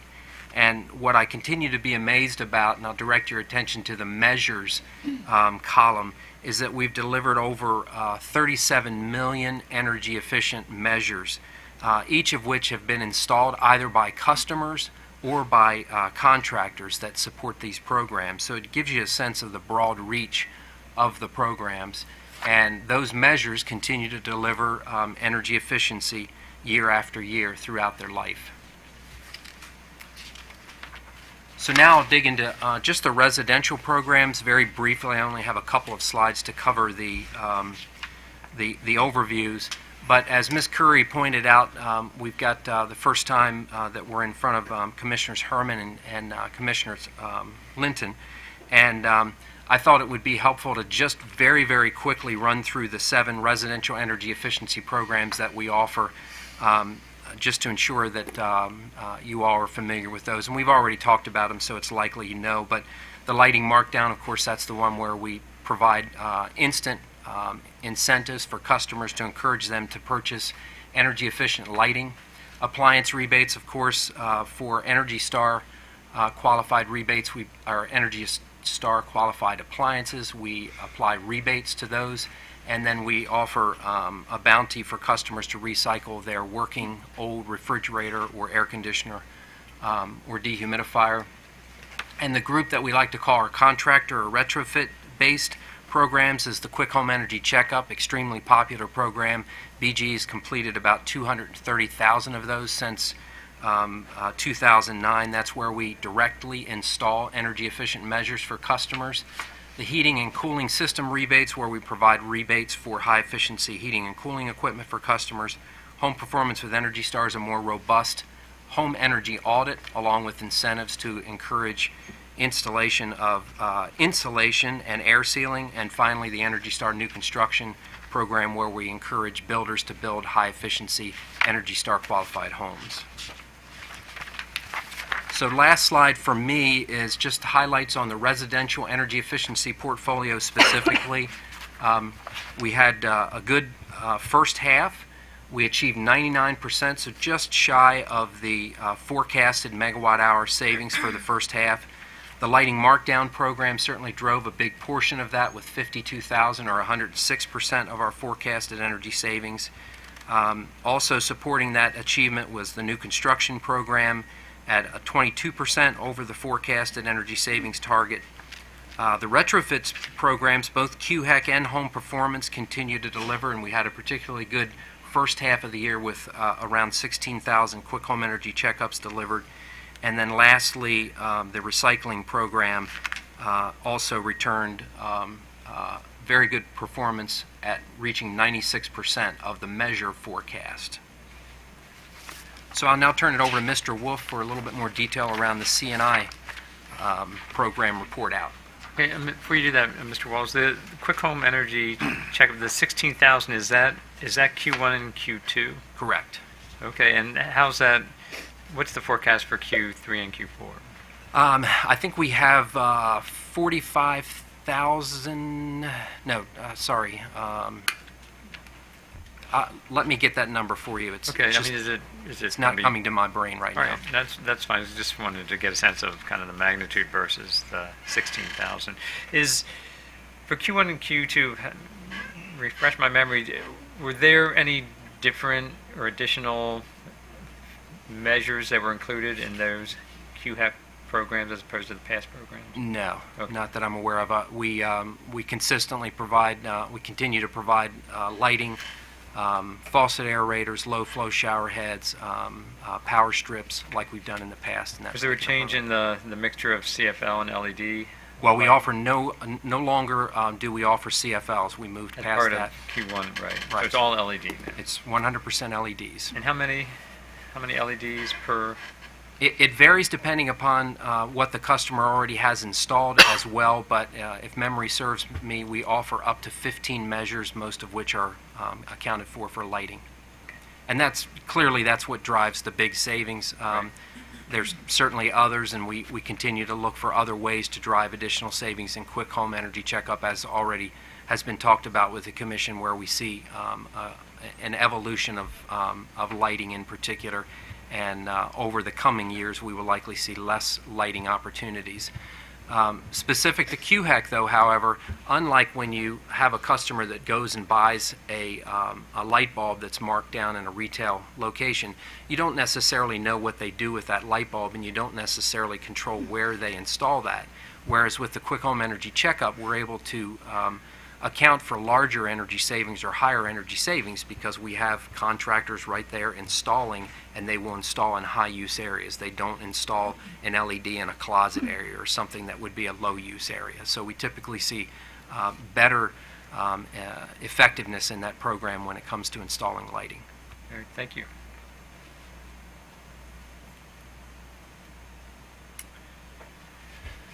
So again, good afternoon, Mr. Chairman and Commissioners. For BG&E C&I programs, we continue to offer low, cost-effective programs for our C&I customers.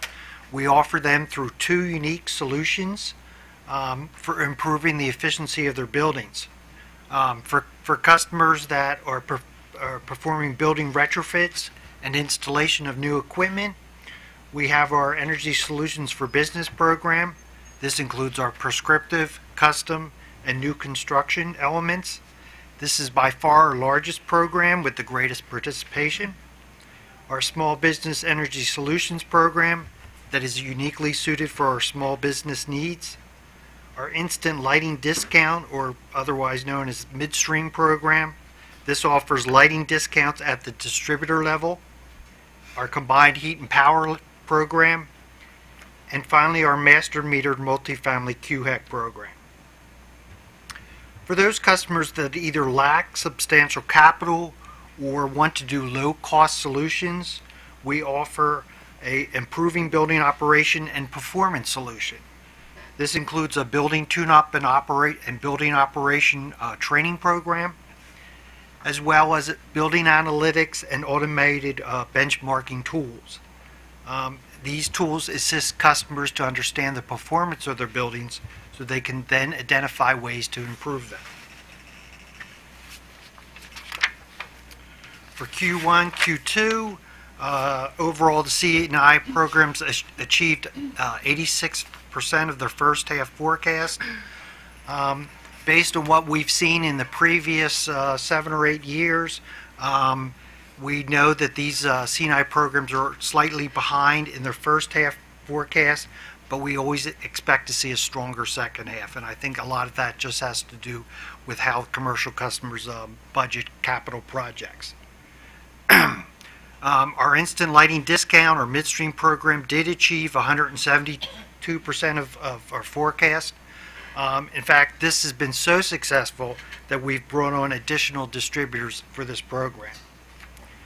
We're also pleased to state that we will complete 2 CHP projects in 2017. The first is a 2-megawatt project at Baltimore Washington Medical Center. This was done in the first half, and the savings for that project is around 17,000 megawatt hours. We will have a similar project at St. Joseph Hospital in the second half, and again, this is another 2 megawatt project, and again, will provide about 17,000 megawatt hours. Mr. Wolf, Yes. Do you know if either project received an MEA grant? No, I don't, but I can get that. Okay, an answer. thank you. We also continue to utilize our smart meter building analytics. This helps customers understand their building's performance. And in fact, these analytics have been used so successfully that it's resulted in a 40% increase in our building tune-up program.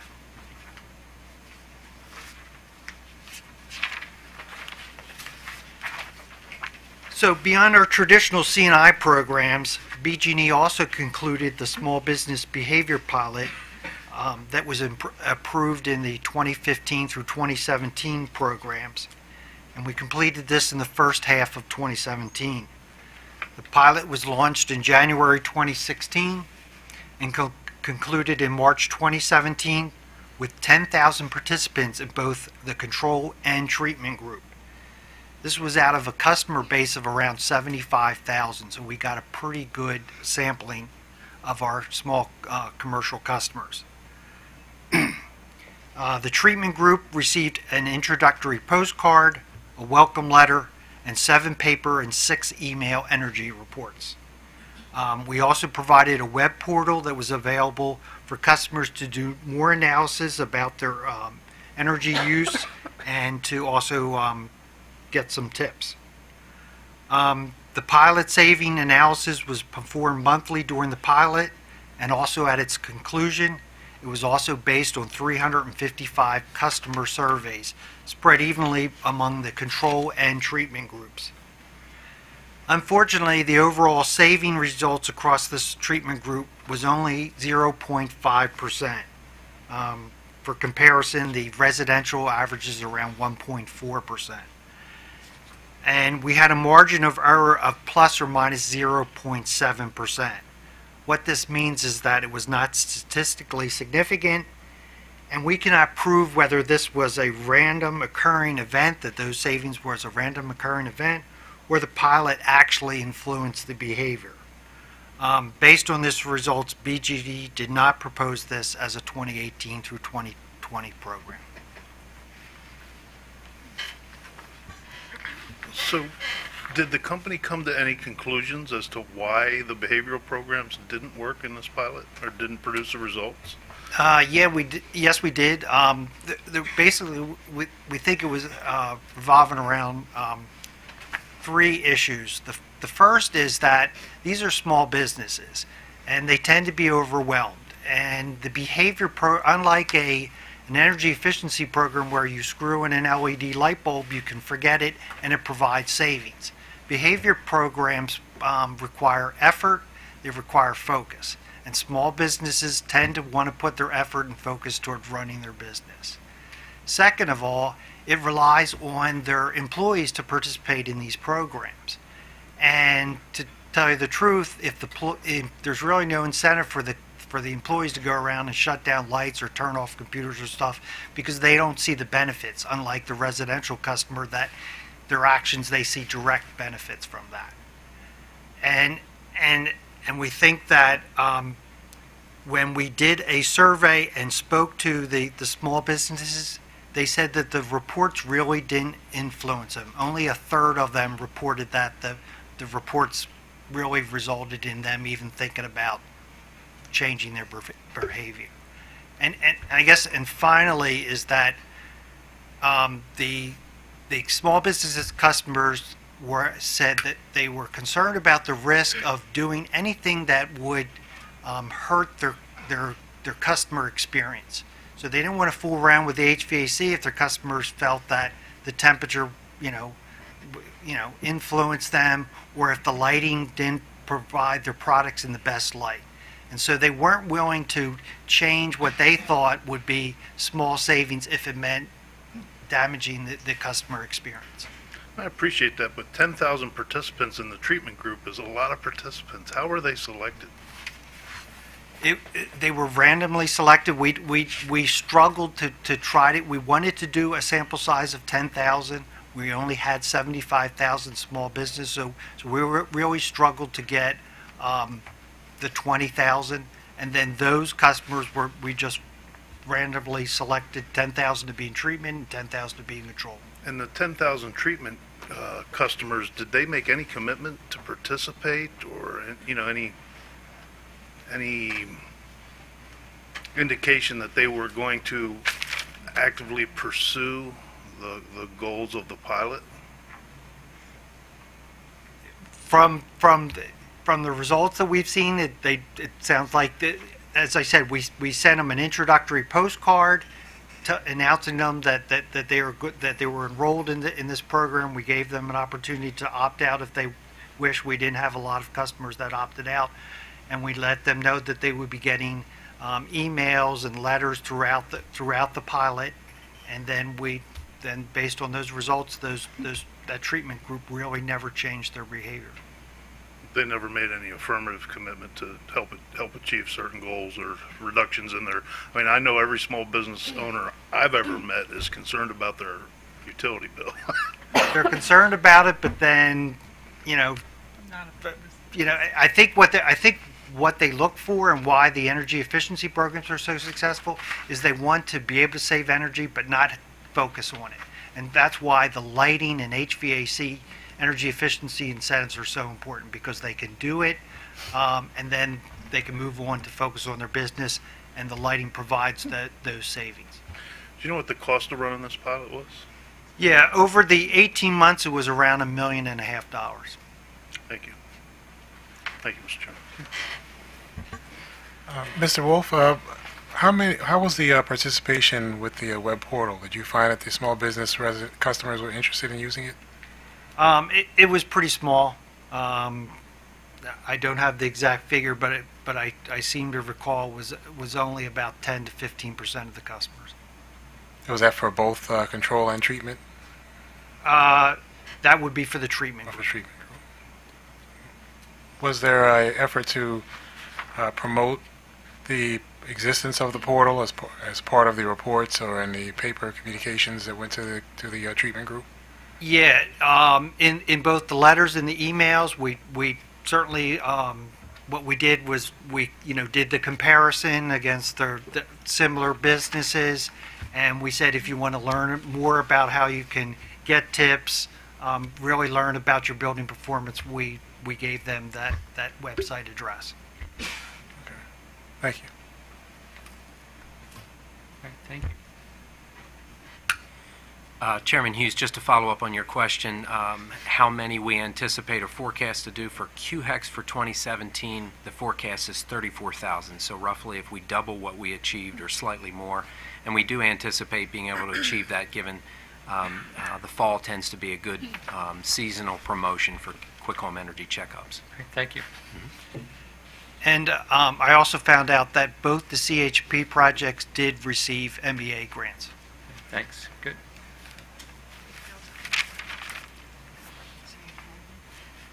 Good afternoon, Mr. Chairman and Commissioners. Today I'm going to update you on BG's Behavioral Energy Efficiency and Demand Response Programs. Smart Energy Manager uses a variety of channels, including, web, email, text, and phone, as well as printed reports to help customers understand their energy use and encourage energy efficiency and conservation. The program consists of online energy management tools, usage alerts, and home energy reports. Program results for Q1 and Q2 of 2017 have been favorable.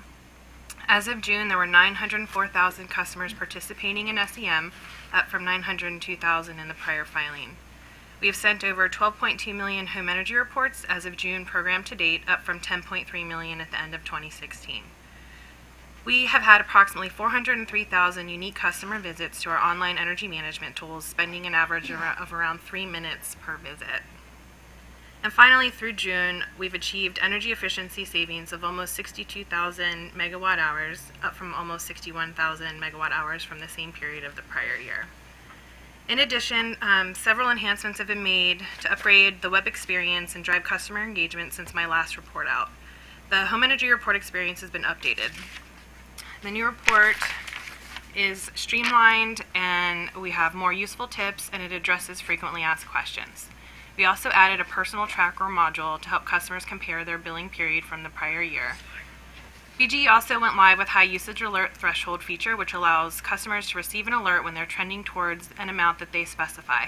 The default algorithm will remain at 30% higher usage and $30, but customers now have the option to set a threshold which will alert them when they're trending towards that amount that's impactful to them. The online home energy audit was improved in order to increase completion rates. In addition, a number of online energy insights were given an updated look and feel, including the neighbor comparison, bill forecast, and the green button download functionality. We also have a new tool called My Rates, which allows customers to go online and see which rate plan is most beneficial to how they use energy. Ms. Calvert, how is the alert usually done for the high usage alerts? So typically we've defaulted customers in, and if you don't go in and specify the threshold, you go to the default algorithm. So if you are trending 30% usage higher and it's $30 more than the same month of the prior year, you would get an alert. And would it be by text, email? Text, email, or phone call. Okay. And you can go into our preference center and set whichever way you would prefer, or you can set all of them. Smart Energy Rewards is BGE's behavioral peak time rebate program. It's designed to encourage customers to use less electricity during summer peak demand periods known as energy savings days. BGE typically notifies customers the day before an energy savings day by email, text, or phone to call to inform them of the upcoming event. Customers reduce their usage from 1 to 7 and can earn $1.25 in bill credits for every kilowatt hour reduced compared to their baseline. The activity that I'm about to share is outside of the reporting window for Q1 and Q2, but we wanted to share the summer results, which are now available. 2017 marked the 5th season of Smart Energy Rewards, and this summer marked our 15th event since program inception. 2 energy savings days were called on July 13th and July 21st. BGE notified customers of the events by sending out pre-event notifications. BGE then followed up with customer and sent post-event notifications informing the customers of their credits. BGE sent over 2 million emails, 1.7 million phone calls, and 75,000 text messages over the 2 events of the summer. There were over 1 million customers eligible to participate in Energy Savings Days. The first event saw a participation rate of 70%, which increased to 78% for the second event, with participating customers earning an average of $6.13 per event. Post-season results estimate the load-reducing capability of Smart Energy Rewards at 330 megawatts.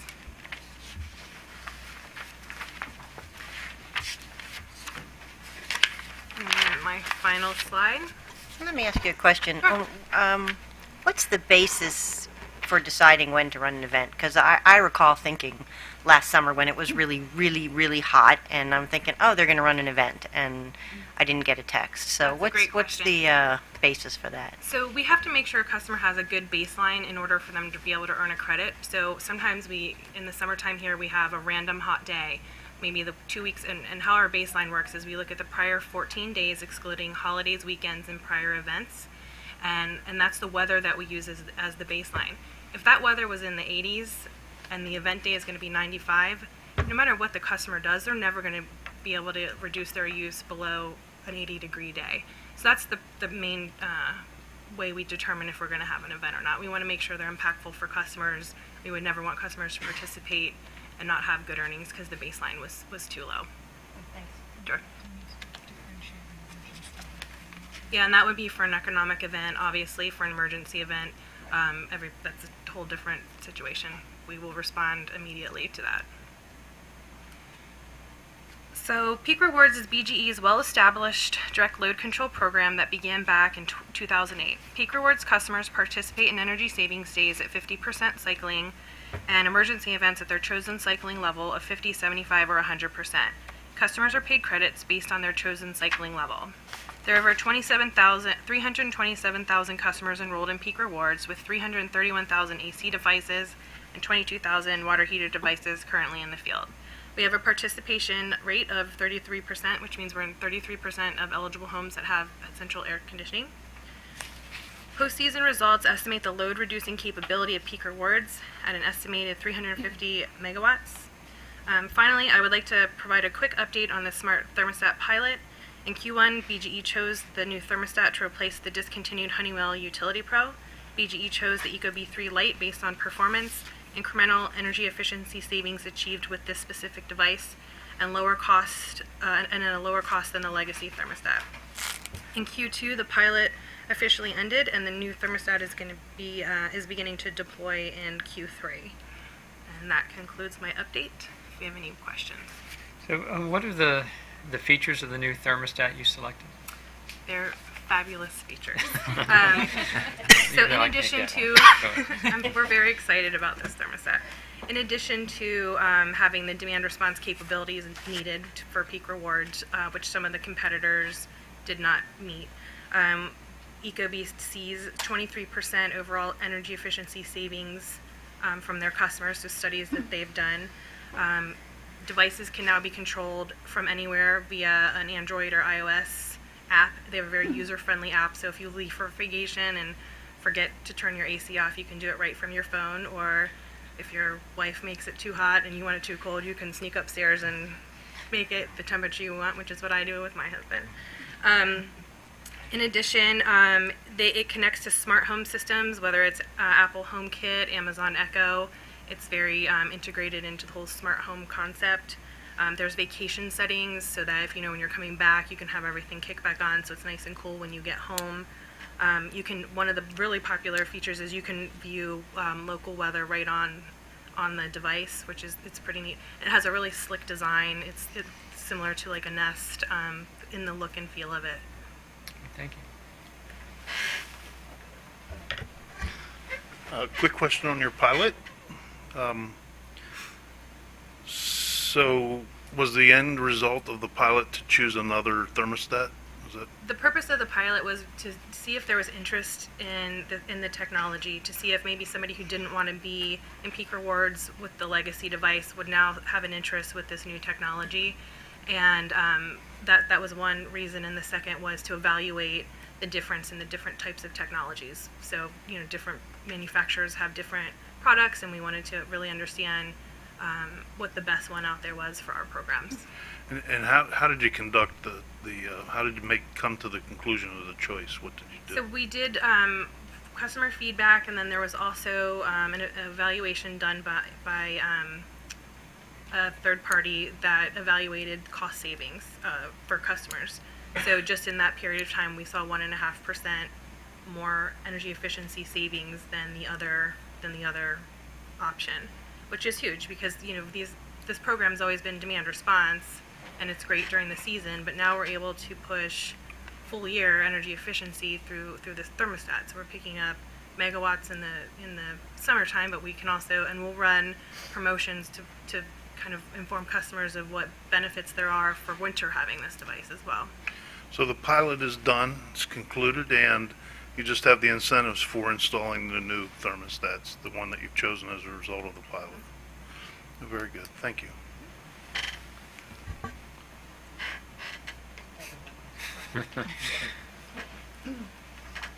This concludes our presentation for Q1, Q2 report out. All right, thank you. Any final questions? We'll have them back soon for the next program cycle. All right, thank you very much. We appreciate your presentation. Next, we will go to, we have PEPCO and, are we doing PEPCO and DPL together? Okay. Yeah, rather than that, I just 15 minutes.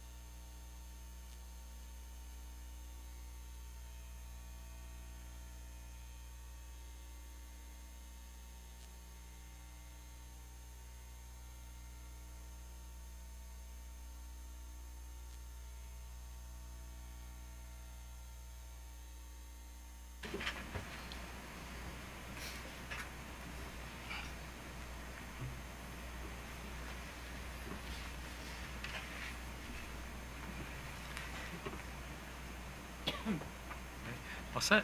Mr. McHugh. Good afternoon. I'm Doug Mikeel. I'm here on behalf of Pepco and Delmarva Power. At my far left is Ms. Susan Marinelli. She is the manager of our direct load control programs. Next to her is Mr. Nate Gillespie. He is the manager of our Empower residential programs. Next to Mr. Gillespie is Edward Muzz. He is the manager of our C&I programs. And sitting right next to me is Wayne Hutters, and he is the manager in our Empower programs and develops the programs. I will turn over the presentation to these folks. Thank you, Doug. Welcome, Chairman Hughes and Commissioners. I'm going to start by giving some overview of how our programs performed in the first 6 months of the year, and then I'll turn it over for some more specifics to my colleagues. I'm pleased to report that overall, through the current program cycle, both Pepco and Delmarva Power are doing very well. Pepco currently stands at 140% of our goal, and Delmarva Power is at 114% of the goal. And I'm quite proud of these because we still have 6 months to go in the cycle, or, well, from when this report was generated, I guess it's about 3 today. These level of savings are very good. I know sometimes there's a risk that EM&V can reduce savings retroactively, but at the levels we're currently performing at, even if there is any haircut in the future due to that, we are still extremely confident that our goals will be met or have been met. In this quarter, we particularly had strong performances in our residential portfolio and other programs. I'd like to make this point at this point that as both Pepco and Delmarva Power had either already met our goals going into this semi-annual period or were very close to going into the semi-annual period, both companies used the beginning of 2017 to bring in and transition to new non-residential implementation vendors. We made this choice both for economies of scale and opportunities to lower costs that were made available to us through the Exelon merger. So we looked and all worked with the other Exelon companies to come up with vendors that would provide the services our customers wanted, but at a lower cost to them. We picked this quarter to transition these programs because we know sometimes when you transition to a new vendor, there can be some unforeseen sort of program hiccups that might cause savings to be a little bit lower than they otherwise would have been. And given that we were already at our cycle goals, we wanted to take advantage of this period to transition to programs now where it would not impact us meeting our goals in the current cycle or our goals for the future 2018 to 2020 cycle. Unfortunately, we did have a bit of a slowdown in our C&I programs. They still did produce some good savings, but I think it validates that we made a good decision by choosing to transition these programs now where we could still be assured we were going to meet our goals. Moving on to the next slide, slide 3. Pepco has also met its forecasted demand savings target as both our Energy Wise Rewards program and Peak Energy Savings Credit programs continue to deliver significant demand savings. Our programs on the energy saving side, we did get, as you can see here, from Pepco, pretty similar levels of savings from our residential, non-residential, and other programs. We have a similar slide for Delmarva Power. Story is very similar. These are the results of our successful programs that continue to perform and provide value for our customers. The savings on the EE side, energy savings is a little higher on other programs in Delmarva, as I believe other parties had already noted this morning, but demand response continues to be very successful with our Energy Wise Rewards and Peak Energy Savings programs. The next 2 slides show cumulative distinct customer participation in Pepco and Delmarva Power's Empower Maryland programs. One thing I do want to note here, as someone has brought, we've showed this graph before and it gets bigger every single time, but the question, like with lighting, it shows that we have 112% of participation. They're like, well, how can you have more participants than you have customers? And the reason is this is looking at our customers over time in the program since their beginning. And we have a lot of customers that move in and move out, particularly in the Pepco region. So this is every distinct customer. So some of these customers are former customers that participated in the program when they were our customer. And could also include the customer that may have moved into their apartment or home when they did that. But as I said, even with our new customers and customer churns, we're still reaching a very large percentage of eligible customers at the time. And Delmarva Power, not quite as high, but still very, very good, very robust people know about our programs and are participating in them. The next slides show what programs are driving PEPCO's energy savings and which programs are driving overall costs in this cycle. I do want to point out that the programs that are driving the largest amount of savings are not necessarily the programs that are incurring the highest costs, and vice versa. For example, in the other residential programs, which consists primarily of HVAC, home performance with Energy Star, and the appliance programs, are making up about 15% of the costs cycle to date for PEPCO and are producing 4% of the savings. On the C&I side, small business is 23% of the costs and is producing 7% of the savings. This is not to say that these programs are not good programs. These are programs that are meeting specific needs for certain customer classes, so it's important to keep them in there. But at the same time, recognize that just because a program is costly doesn't necessarily mean it produces a lot of savings, or by the same token, just because a program is not producing a lot of costs doesn't mean it can't produce savings. The flip side of this is, as mentioned, some of our other programs, particularly our energy management tools and conservation voltage reduction programs, those are funded through base rates outside of Empower, yet produce, in the case of PEPCO, about 40% of the savings and producing no costs that go into the Empower Maryland surcharge.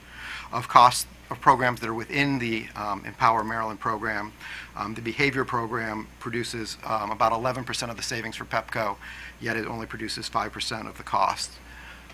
Very similar graphs for Delmarva Power. And at that point, I would like to turn it over to my colleague, Nate Gillespie. Thank you, Chairman and Commissioners. On the residential side, in PEPCO, we saw a total portfolio achievement of 99% of our participant targets and 132% of our net wholesale megawatt energy target.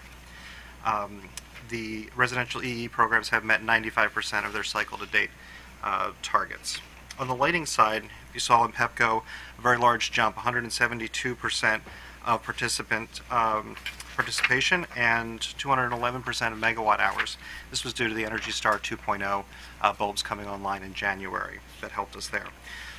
On the appliance rebate side, we exceeded targets by 129%, and that was primarily driven by a large influx of clothes washers, particularly at the highest tier, about 3 times our forecasted rebates.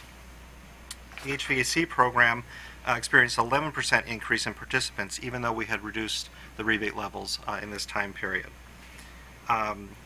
And for Energy Star new homes, as mentioned in previous presentations, we did exceed our participations by 124%, and again, were given the Energy Star Certified Homes Market Leader Award for the 4th year in a row. On the Delmarva side, the residential EE portfolio achieved 96% of its targets and 73% of its net wholesale energy savings target. On the lighting side, we experienced 97% of our participation and 98% of our market megawatt hour target.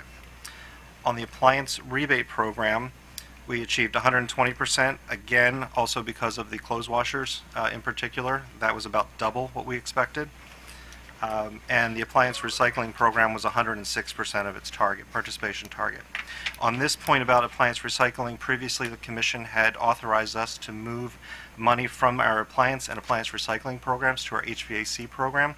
With this increase in participation, we're going to hold back $25,000 of that move to continue the appliance recycling program, since we did not need as much in the HVAC program. On the Energy Star new homes, Delmarva achieved 153% of its energy savings, 181% of its demand, and 149% of its participation. Again, we received the Energy Star Certified Homes Market Leader Award for the 3rd year in a row in Delmarva. I'll turn it over to All right, thank you, Nate. Good afternoon, Chairman and Commissioner. Pleasure to be here today. I'll be providing you an update on the commercial and industrial energy efficiency programs. As Wayne alluded to earlier, this was a unique opportunity for us. We were actually able to switch implementers. So in March, we were able to change from Lockheed Martin implementing the commercial and industrial programs to ICF. So all the programs were transitioned other than small business and CHP during the first half of the year. During this time of the year, there was a small slowdown, about a 3-month break where applications did slow down and pipeline was affected, which contributed to our lower results this first Q1 and Q2. With that being said, the timing was chosen so starting in 2018 and beyond, we'll be able to have a stronger pipeline and have a good start to 2018. This allowed us to bring savings to our customers. So due to synergies within Exelon, we were able to save on administrative costs. So as far as processing paperwork, managing trade allies, BG&E, PECO, PEPCO, and ComEd all share the same implementation contractor, which has greatly reduced our costs. And we're expecting the energy savings to return to normal levels soon as this transitioning is finalizing and the pipeline continues to build. So despite this transition, C&I programs still deliver 28,000 megawatt hours towards the target and achieve 75% of the cycle-to-date energy savings target. The strongest performing sector was the retail and grocery convenience sector, which contributed 49% of the energy savings and 44% of the participant target. And there was a pretty good balance between the two counties participating, 60% in Prince George's County and 40% in Montgomery County. The following C&I programs are exceeding the full cycle-to-date energy savings targets. The small business program, that's for customers 60 kW peak demand and below, and the prescriptive and existing buildings program, which is at 105%. So those are the two largest programs within PEPCO, and they are exceeding targets. Moving on to Delmarva. We are in a similar position here. The Delmarva programs were also transitioned from Lockheed Martin to ICF, other than small business and CHP. The C&I portfolio delivered 5,939 megawatt hours during the first half of the year. This was 18% of the energy savings target, but 55% of the cycle-to-date energy savings target. The largest sector here were industrial warehouses and hospitality. So I think it's important to see that it's a different sector in Delmarva. Whereas in PEPCO, we saw that retail and convenience stores were more popular, and Delmarva, we're dealing with a different type of customer, which we need to make adjustments for. I recognize that we need to make adjustments to get participation up in Delmarva. A few things that we've done: we've held a customer event in Salisbury, Maryland, which we invited customers in, taught them about the programs, and are helping them through the process. From this event, we are expecting to get 12 new projects in the next cycle. We're also providing trade ally training, so we are inviting our contractors in, teaching them about the program, keeping them engaged to ensure that they are focusing on Delmarva equally as PEPCO and providing our customers savings in that territory as well.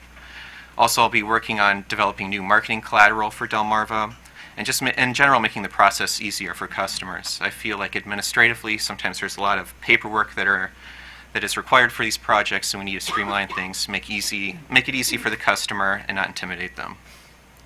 The two best performing programs on the Delmarva side are the small business program, which is on track for 103% of the participant target and 96% of the cycle-to-date energy savings, and also the custom program. So the custom program has achieved 58% of the energy savings target and 43% of its participation. We had a very large chiller project in the last month complete in Elkton, Maryland, which will greatly see that number come up in the next quarterly report. But overall, I want to say the outlook is improving and pipeline is building, and we're very confident in 2018 and beyond. Thank you.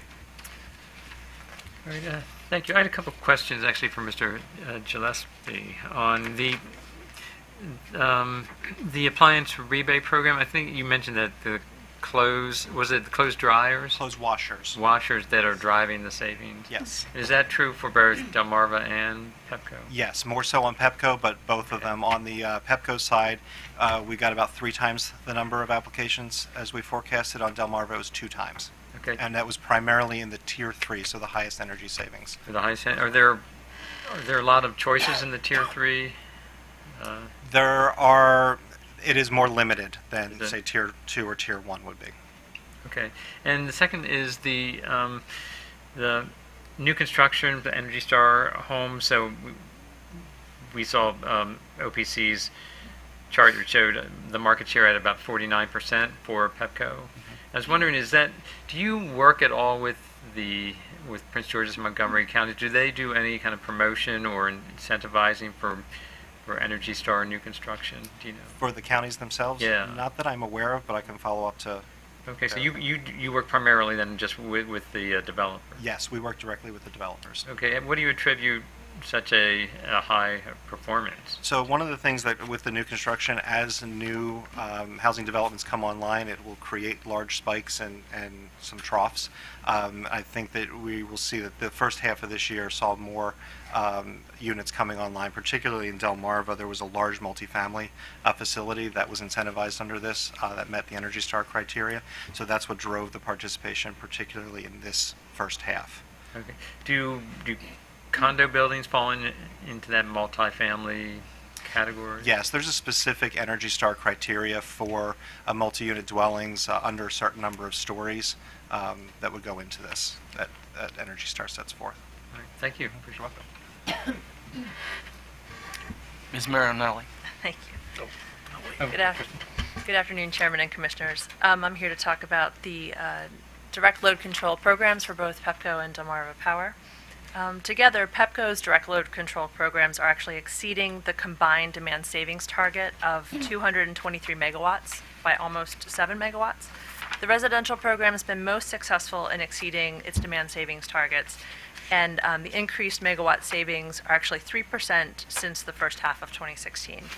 The small commercial program, though we're still working towards its target, did increase demand savings 25% over the first half of 2016. And this is due to success with our door-to-door recruitment of small commercial customers. Delmarva Power's programs continue to work towards their demand savings targets, and on the whole, the programs are about 4 megawatts shy of the 2017 target. And we're aiming to close that gap by the end of this year. Changes in the megawatt savings from the previous year are due to the cyclical nature of the thermostat's enrollment and unenrollment processes, as staff discussed earlier today, I should say. On slide 14, we're pleased to say that PEPCO's Energy Wise Rewards direct load control program is exceeding its 2017 installation target by more than 24,000 active devices. And those devices are installed in about 64% of our eligible customers' homes.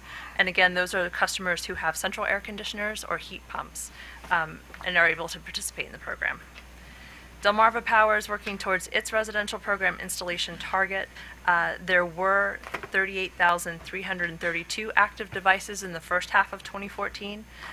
Since the timing of this report, an additional 232 devices were installed. And that figures as of September 30th this year. On slide 15, the company's Energy Wise Rewards small commercial direct load control programs continue to work till their installation targets. In PEPCO service territory, we achieved 44% of the installation target. In Delmarva Power service territory, we achieved 62% of the installation target. And considering both programs, more than 4,000 small commercial customers are participating in our direct load control programs through both companies. And that's all I have to add about direct load control.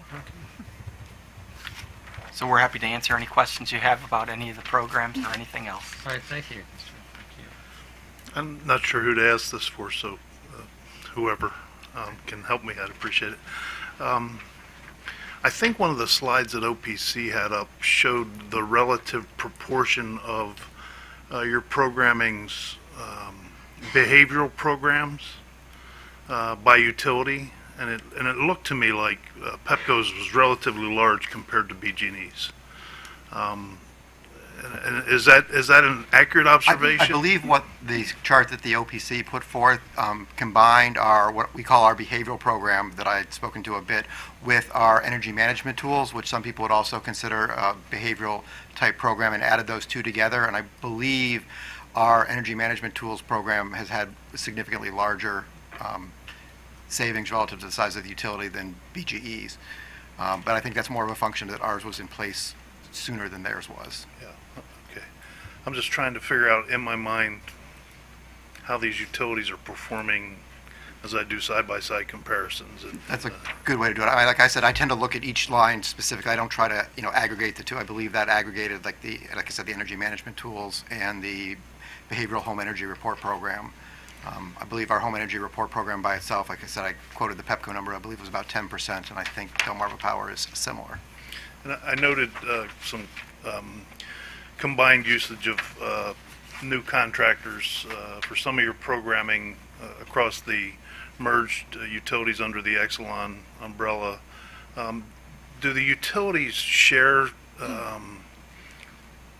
information with regard to these programs and how they compare apples to apples in the brave new post-merger world?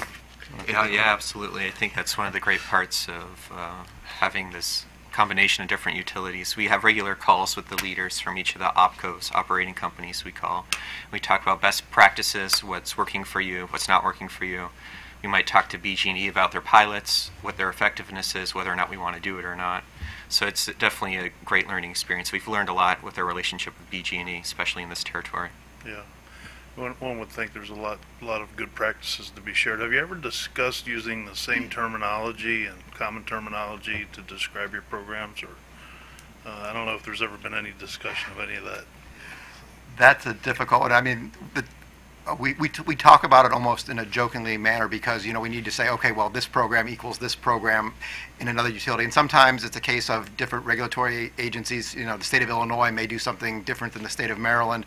And in some cases, we don't want to confuse customers because PEPCO customers have become accustomed to the Energy Wise Rewards program and that name, whereas BGE customers are probably equally aware of the Smart Energy Service. I'm not actually sure what BG, it's a smart energy program, and trying to consolidate that make sense for us. But if we're confusing the customers and making them less engaged, that's probably not a win in the overall big picture.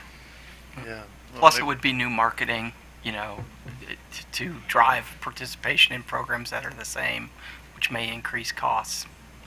Yeah, I noticed BG&E's presentation slide deck talks extensively about about behavioral programs, but I don't think I saw the word behavior once in here in your slide deck. And so, as a regulator, trying to figure out where those components are buried in here, just from a high-level presentation. Right, and some of it's just sort of the way the programs are structured and managed. Within PEPCO, what BGE has in their behavioral programs encompasses the programs Ms. Martinelli spoke about. It also includes our home energy reports, which is part of our residential portfolio. And I believe they also include their peak energy savings program, their dynamic pricing program, which we really operate outside of the Empower Maryland program because Empower Maryland doesn't fund that program. So a lot of it, I think, is sort of the structure of how it's managed, which doesn't help you, I know, but no, that's explaining where. This looks like a great opportunity for acronym reduction and standardization in all these programs, but I digress. Thank you. Commissioner O'Donnell, I'll just add to you on the vendor selection portion. The residential team also is converging on a single vendor for appliance, HVAC, and lighting, and that will start in 2018. And that also produced significant savings for our sector as well. So you've intrigued me as to, is there any, do you find lots more people buying washing machines in BGE and SMECO service territory, or are they just doing it in PEPCO and Delmarva's? I'm sorry, it's just an intriguing question. Why all of a sudden washing machines? It surprised me as well, because when I had asked the question when I saw the numbers at first a while ago, I had asked what it was, and I thought that the answer was going to be it was a mixture of many different things, or maybe our numbers were kind of small, and it wasn't the case. It was focused on clothes washers, and my assumption on that would be around Memorial Day sales and so forth, and specific sales and what the retailers were pushing. We did see bumps up in heat pump hot water heaters and dehumidifiers, but those were small numbers, so it didn't, in my opinion, didn't really add to what was driving the large increase in percentages. Thanks. The other question I had, I thought I heard OPC say that the cost of the letters that go out about your home energy use is a lot more expensive at PEPCO versus BGE. Can you explain to me? Have you looked into that? Yes, I have looked at that. Actually, the issue that really comes down to is a question of timing of invoices. The invoices and the PEPCO and Delmarva Power contracts with our vendor, they had a large invoice that came in right before the cycle period ended that probably was not, that included stuff that would probably be funded for part of the program in the current cycle that we're in, or the 6-month period we're in right now. So I suspect by the end of the year, you should see that balance out, and it's just a question the invoices are slightly front-loaded to the first 6 months of the year versus the full year. Okay. I think if you could, when you make your final report, maybe just take care to point that out so that we check on that. I will note that and Thank include that. And just for the record, we pointed that out in a data request response to the Office of People's Counsel. Mr. Hutters, I had a question. If you go back to slide 7, the PEPCO total costs program. Yes. And energy savings. Question on the small business energy advance, which I'm reading it right, accounts for about 7% of megawatt hour energy savings. But That's the small business program slash the energy, is right. combined with the energy advance. Combined. And amounts to about 23% of total cost. Do you know what's driving the costs of those programs where we're not seeing commensurate savings? Well, I mean, it's I wouldn't say it's something that's new. It's the fact that, the incentive levels on those programs are very rich compared to the prescriptive program. Right. Historically, they've been up to 80% of the measure cost, whereas the prescriptive program's at 40% of the cost. So I think a large part is that, to reach those customers and get them engaged, it had been determined that, offering just the prescriptive program, they weren't going to participate. So how do we reach this very large customer class? And part of the answer that we've talked about over the years has been to have larger incentives, and I think that drives a lot of the cost. I don't know if you have anything to add, Edward. Yeah, small business customers typically don't have time and money. They're very cost conscious, and it requires a huge incentive for them to move. In fact, it was upwards of 90%. I used to work at ComEd in Chicago. We had very high incentives as well. So it's a similar situation, and it's just helping them get through the process, help them understand the programs, market to them. It requires an additional level of effort to walk them through the process. And sort of as a sneak peek to what we'll be presenting on Friday, in our plan, we actually have proposed lowering those incentives somewhat, although they'll still be higher, significantly higher than the prescriptive program. They are proposed to be lowered from the current levels. Thank you. Anything else for our panel? If not, thank you very much. We appreciate your presentation. We'll see you on Friday. Thank you. Thank you. I think we're going to take a 10-minute break, and then we're going to bring Potomac Edison up, and then we may also see, we're running a little bit ahead of schedule, which is good, whether we have another presenter we can bring up today. So back in 10 minutes.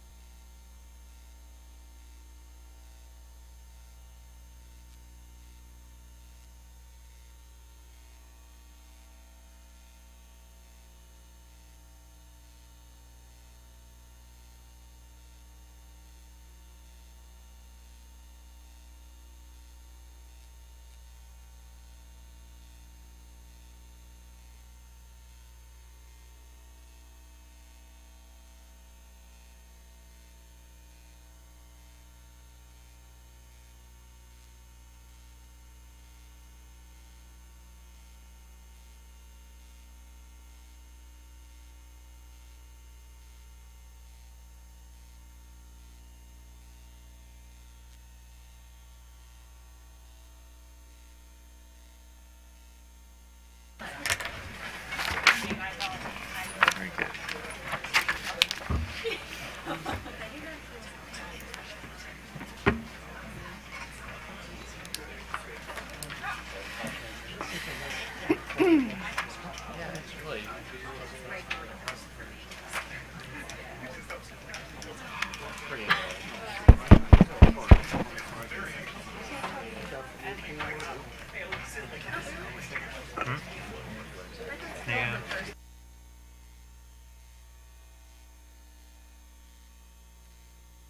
Okay, if I can ask everyone to take your seats, we'll get started. Welcome back, everyone, to the Maryland Public Service Commission. Next up is Potomac Edison. Welcome. Thank you, Commissioner and Mr. Chairman. I'm Amy Kladowski, representing the Potomac Edison Company. We're pleased to be here to present our first and second quarter 2017 Empower results.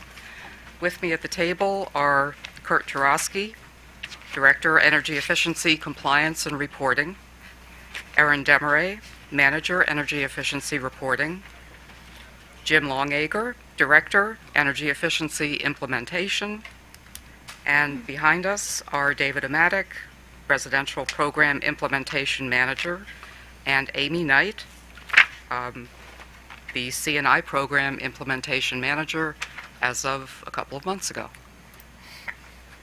Mr. Demaray will make the company's presentation, then we will all be available for questions during or after the presentation. Great, thank you. Commissioners and Chairman, thank you very much. We have a fairly brief agenda for you. We will go over our overall progress, our Q1, Q2 results, and some highlights, quick responses to one particular intervener comment, and then some closing comments for you. So, speaking about our overall progress, I believe Ms. Best from staff earlier today said that she was fairly confident or reasonable certainty that the utilities would meet their goals. I can say that Potomac Edison is firmly in the camp of we will meet our goals for this period. That being said, even though I'm out of our attorney, Ms. Kladowski's ability to kick me under the table, I will caveat that by saying subject to no abnormal evaluation results. But we are very comfortably on our path to meeting our goals. You can see in the second half, or the first half of 2017, we did achieve over 40,000 megawatt hours. This takes us through the period to a total of 95% of our Empower goal, or target. And on a demand reduction side, we are at 124%. Looking at the specific programs that make that up, the first half of 2017 was largely dominated by our residential programs. You can see specifically that our Energy Star lighting products were 42% of the overall savings, with other significant savings coming from our behavior-based programs as well as our QHEC programs. This half year is more heavily weighted towards residential than we have had in some of our overall historic results, and we have some rationale for that I can get to when we get to the specific sectors.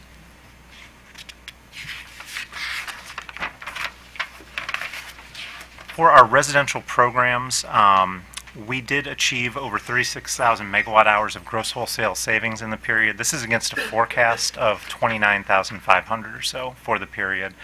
So we were at about 124%. You can see the different areas. The lighting program did contribute 47% of the savings for this period. And as you can see from the chart, it's been an interesting trend over the past years of how CFLs have really been phasing out of the program. The small results of CFLs that you see in this period are really holdovers from our 2016 performance. They just got reported in the start of 2017, so we are fully off of CFLs and LED offerings only through that program at this point. The behavior program also contributed significantly with 34% of the savings in this period, and that's touching approximately 94,000 customers. To put that in perspective, our entire customer base, about 225,000 or so residential, so it is a very significant opportunity for a lot of customers to participate through our program. And then finally, QHEC did also contribute heavily with 10% of the savings for the period. If there's no questions, on to the non-residential. I think Mr. Mosier had mentioned this earlier in his comments, that the savings for this period were lower than what was anticipated, but the reality of it is a lot of that is due to timing.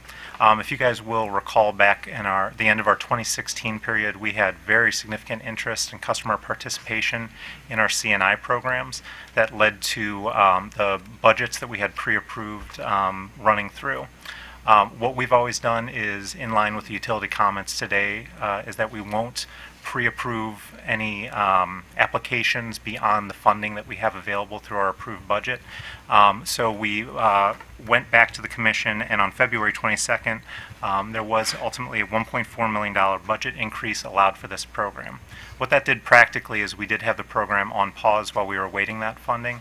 Since that time, the savings, or I should say that the applications have been going through a pre-approval process, and a lot of those are in works right now, and we expect those to come in the second half of the year.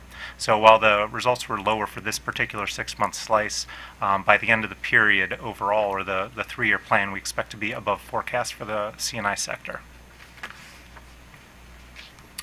Are there any particular questions? One question back on residential. Yeah. So the appliance rebate program, how's that going? And we heard from PHI about the large increase in the number of rebates for washing machines. Are you experiencing any of that? So the program overall, I think this period is a little bit lower than expectations, but what we have seen is some of the changes in the appliance standards and what was available in the market. The number of qualifying appliances has been increasing, so we're starting to see more results going through the programs for those really high efficiency tiers, just again due to availability in the market. In the end, I believe we are trending to be near expectations for that particular program overall.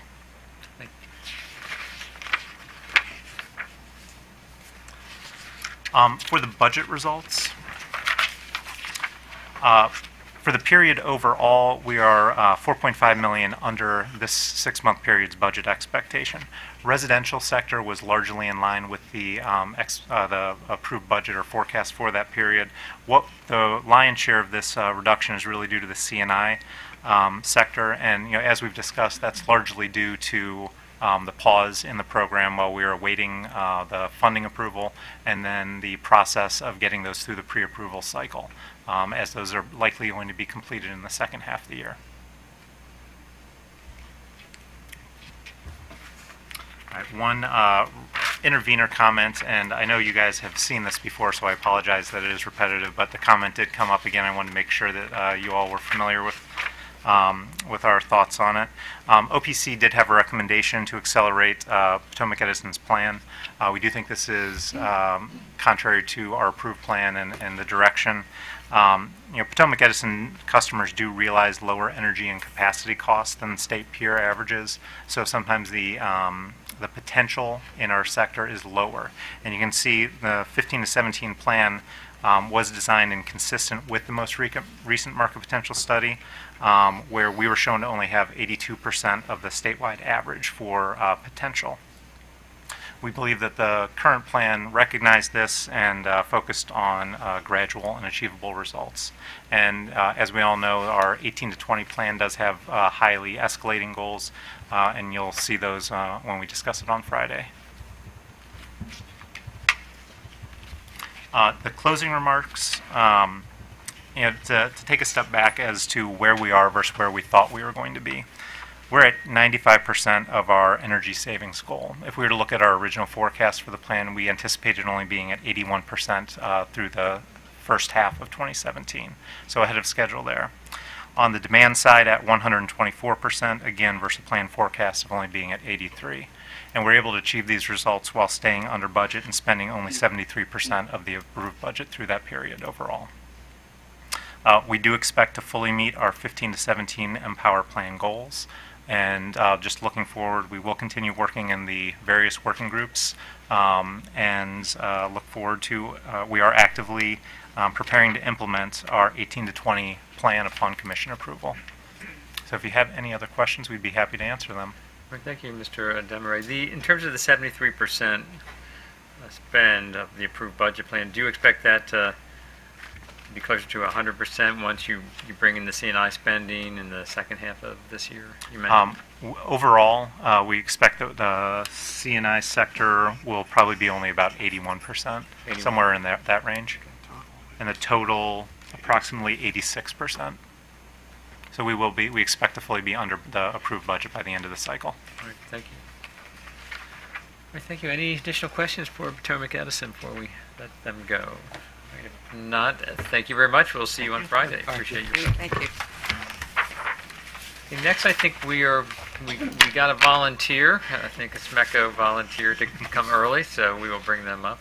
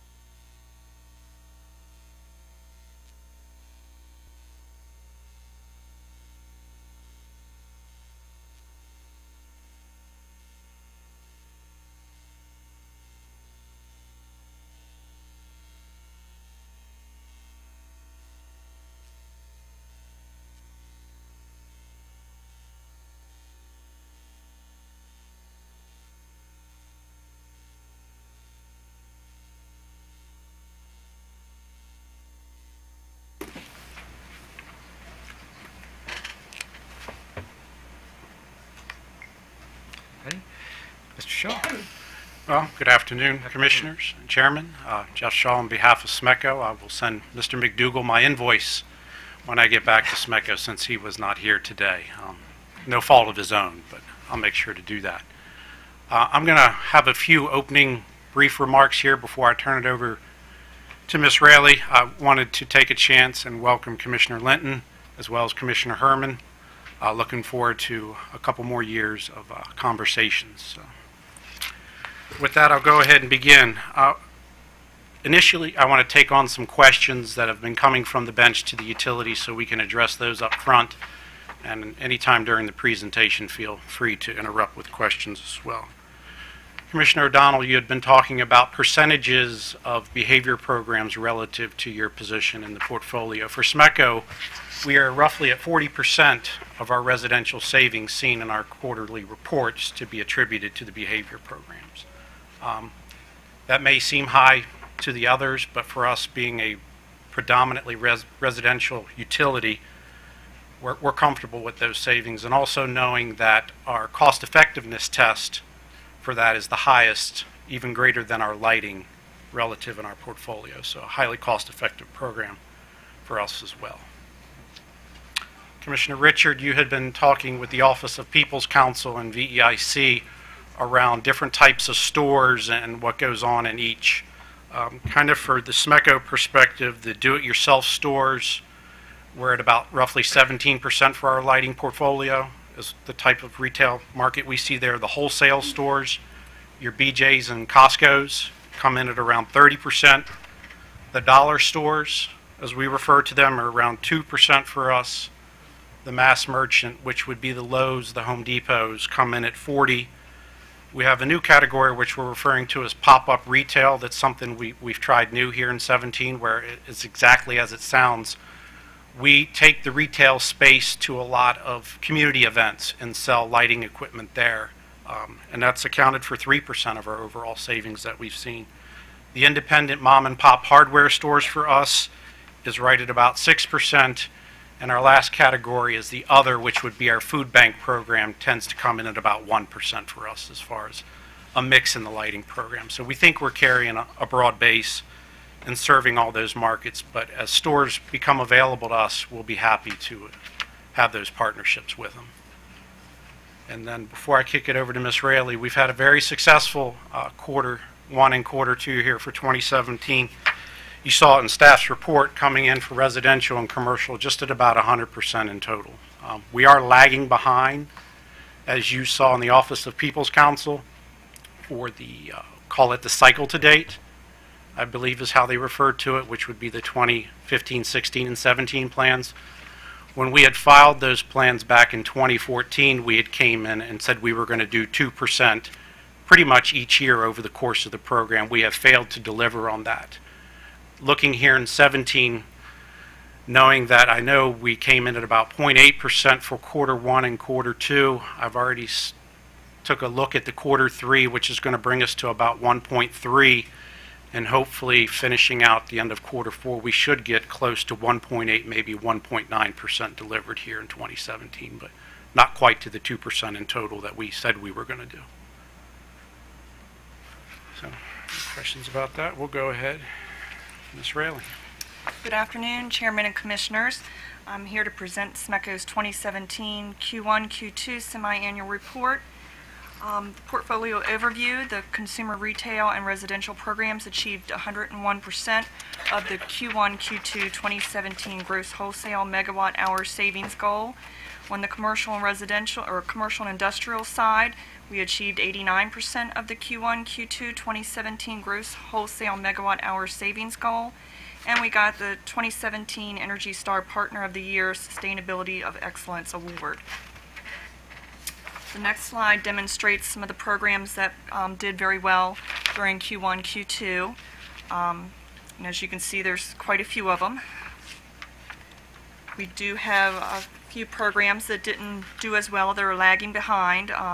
We are continuing to work on improving these programs, and the next couple of slides will show you what we're doing to try to improve.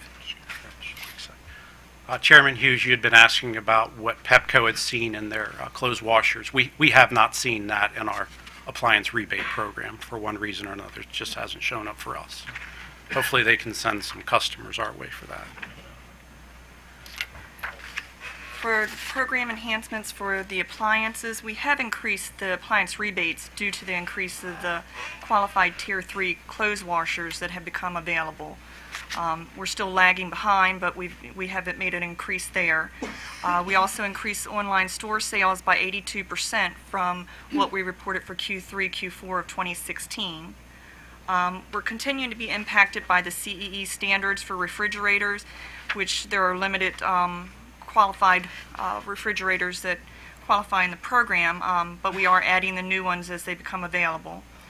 For the appliance recycling, we incentivized 691 units for recycling, and we've started hosting appliance recycling turn-it-in events for the room air conditioners and the dehumidifiers, which normally you can only turn in when you have a refrigerator pickup, but we can pick these two appliances up at different events that we've been hosting and had a good success with that.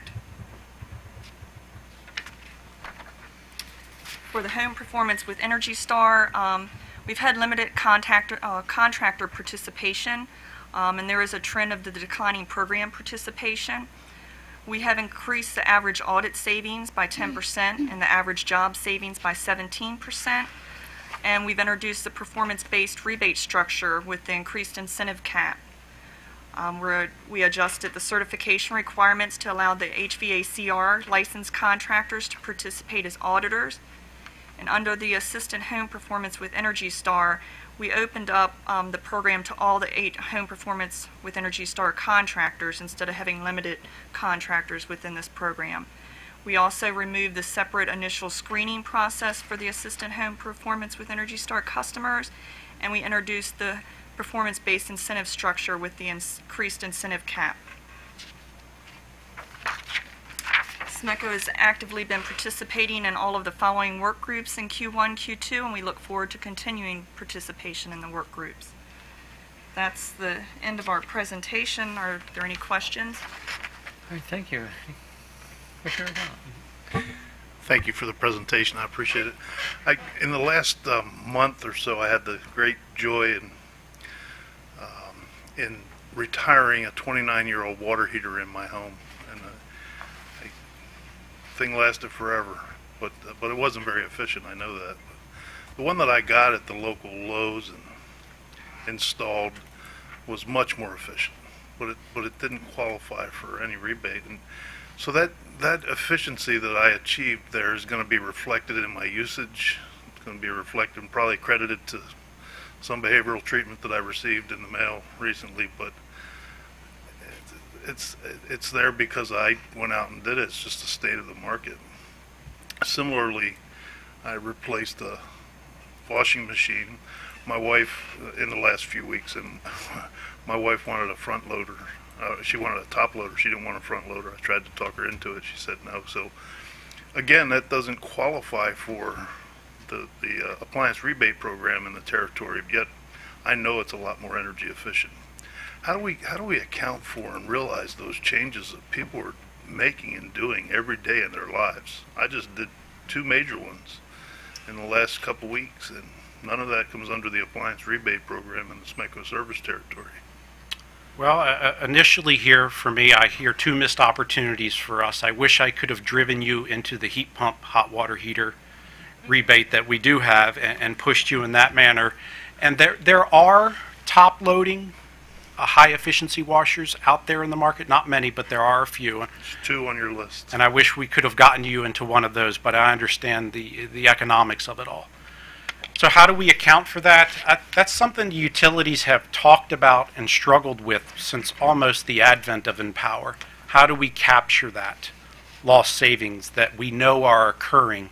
I can't quote the chapter and the verse, but I know there has been some studies out there done about what is lost out there that we think we could be eligible for. I'd have to go back and revisit that.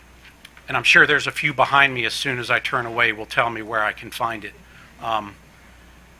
It's there, and I think in kind of quasi-reading some of the 2018 proposals, I believe it's Potomac Edison that's making a small case for what they think they should be able to claim in instances such as these. So yeah, it's a discussion we need to continue to have.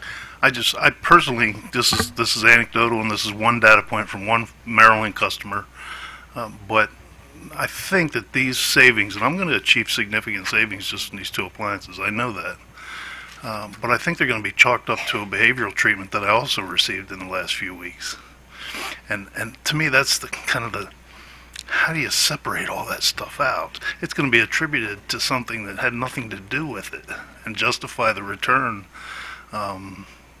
that's going to be spread across the entire customer base.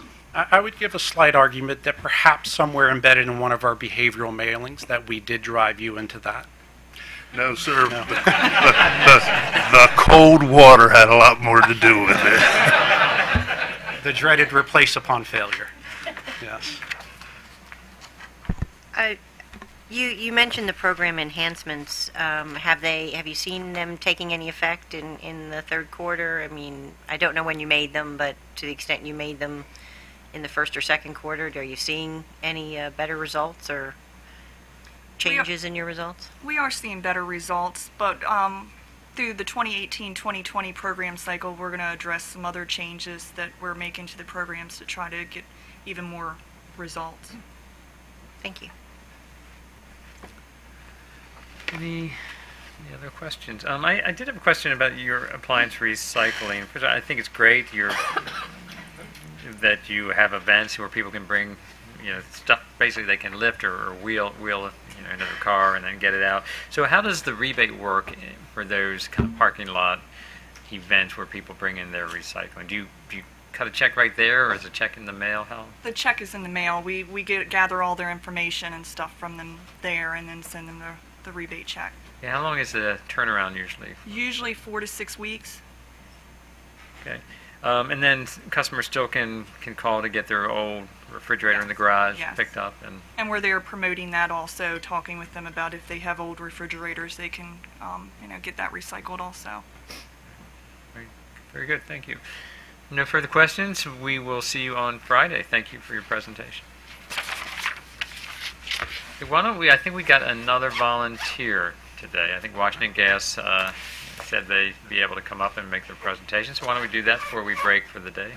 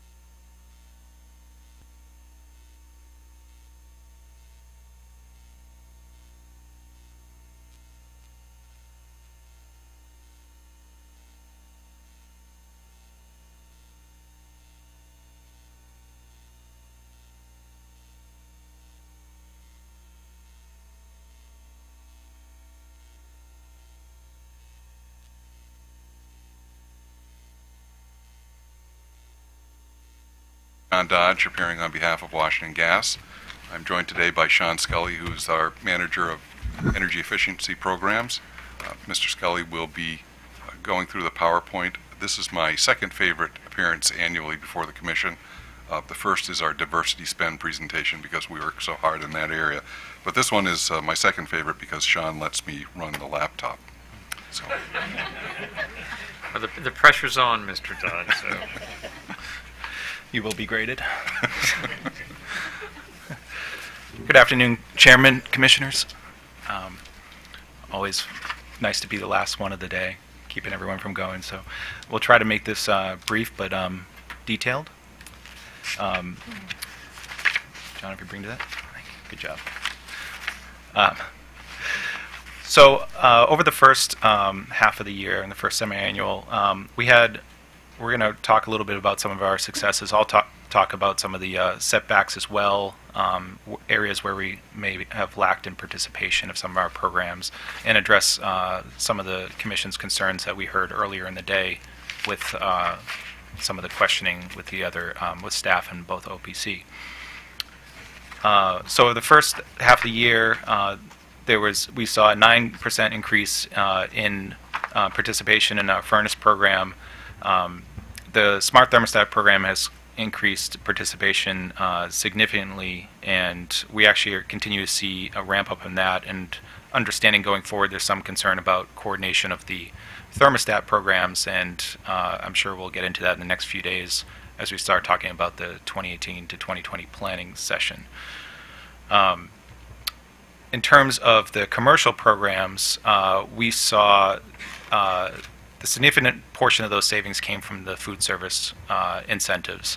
And as staff mentioned earlier, these programs do take time to ramp up, but I wanted to make a note about some other issues that usually come up with commercial programs, particularly with the gas commercial programs, where you're talking about large equipment that has to be installed. They typically work on replacement cycles that go through the summer months. So the first half of the year, you're not going to see large boiler replacements unless it's an emergency situation. And that's typical in our past program cycle. We saw a lot of those boiler replacements, which drove a lot of the commercial savings last year. Those occurred in the summer months, typically with school systems, with other commercial larger buildings, even multifamily buildings, which would replace large boilers in the summer, or even water heaters, even though water heaters are typically year-round, working to provide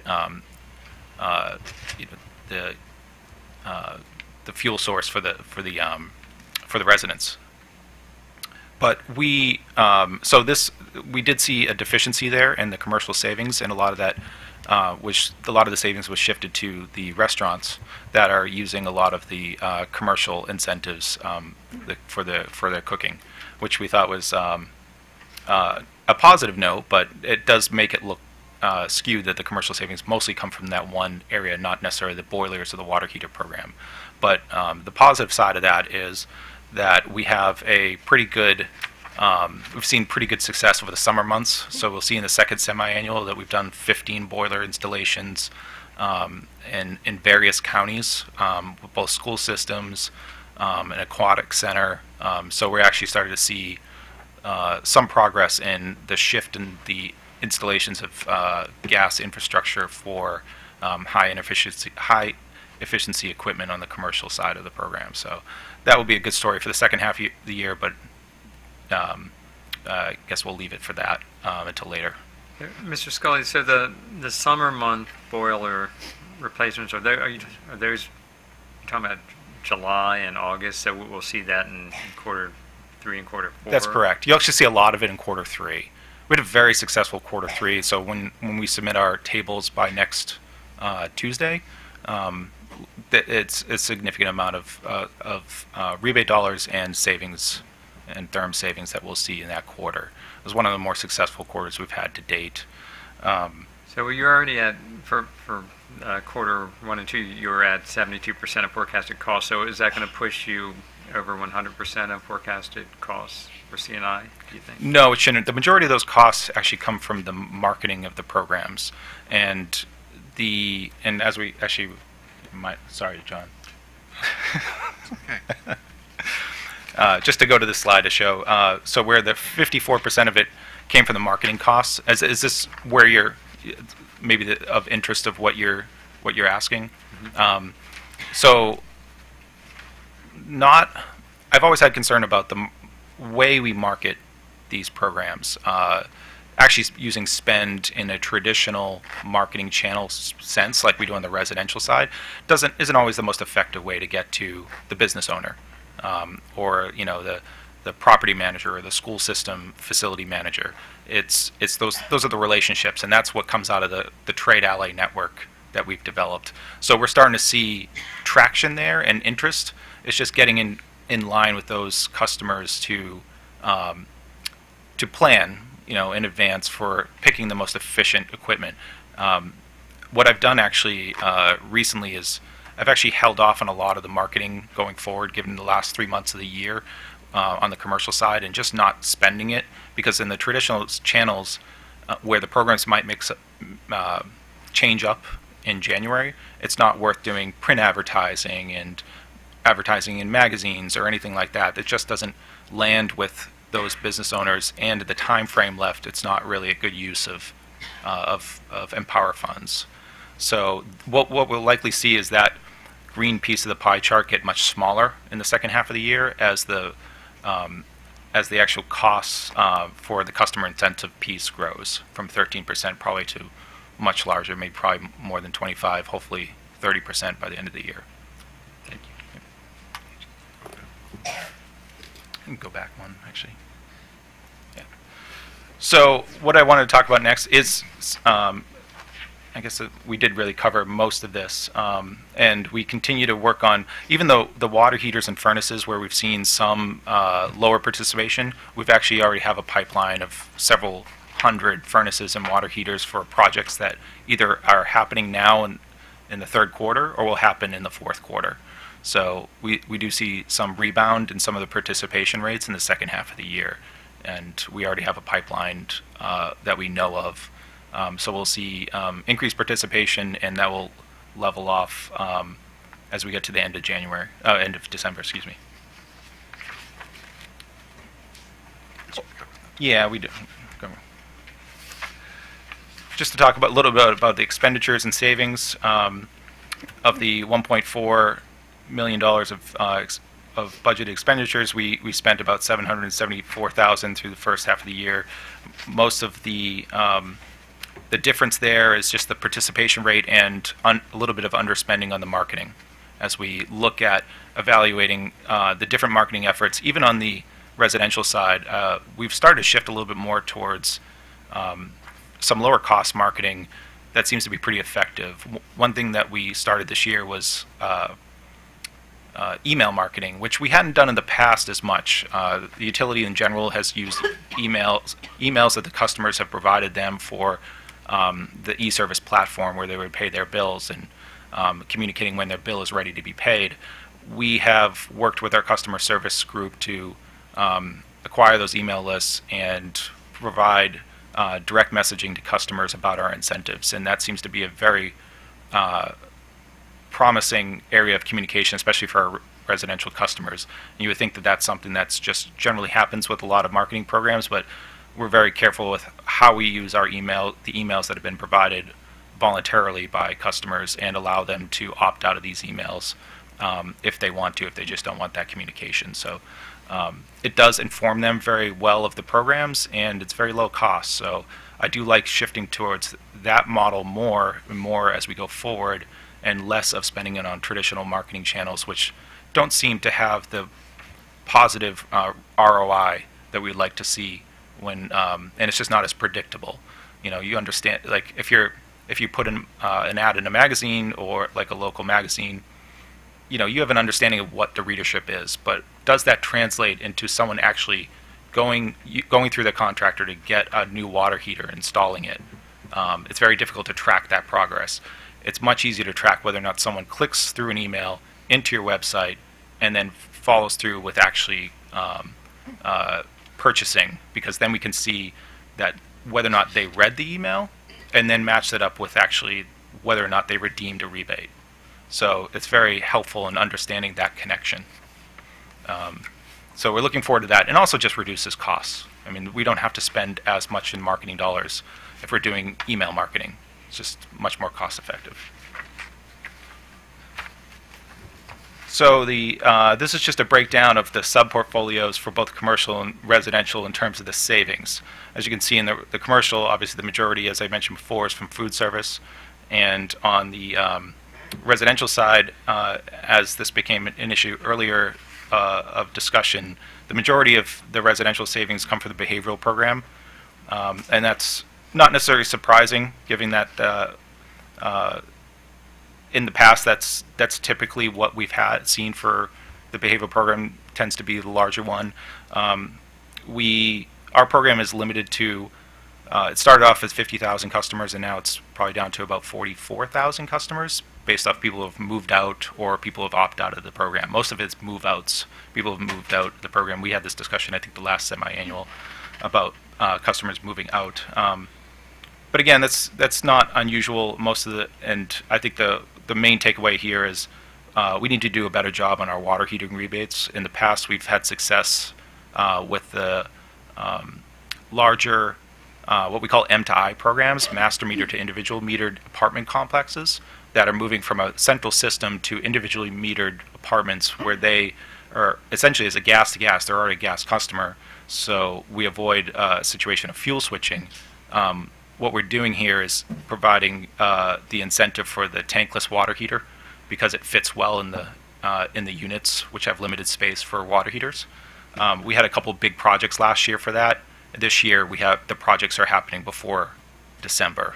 Not 3 of them, probably just 1 to 2 of them will happen, but we'll see an increase in participation in the water heater, residential water heater program. Can I ask you a question? Sure. On that pie chart, 61.6% behavioral, as you stated, but if you go back to slide 2 in your slide deck. Sure. The very last sentence, Washington Gas continues to see behavioral program savings rates around 1%. Yes. In line with the industry averages for gas utilities. Yes. So help me reconcile those two things. That's a very good point. The 1% is the 1% of savings of the average individual customer saves 1% of their energy usage. So over 45,000 customers using X amount of therms, they're saving 1% of those therms.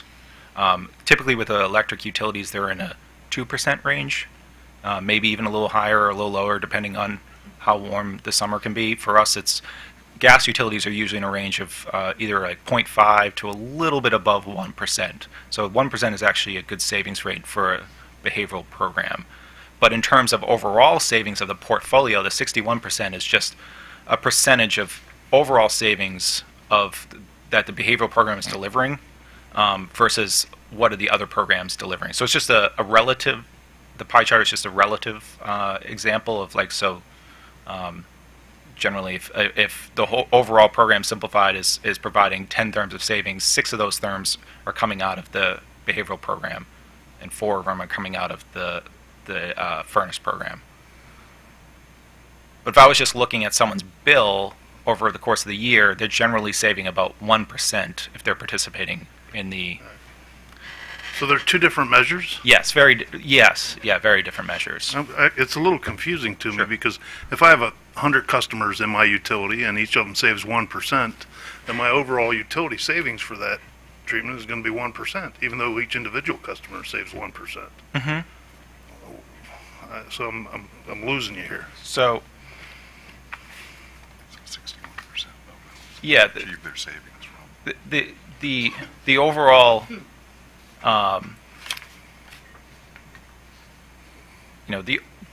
this is representative of the total portfolio savings.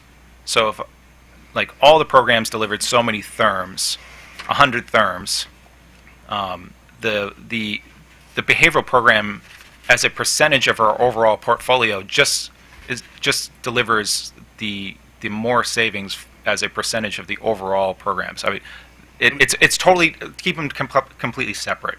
Let me try it this way.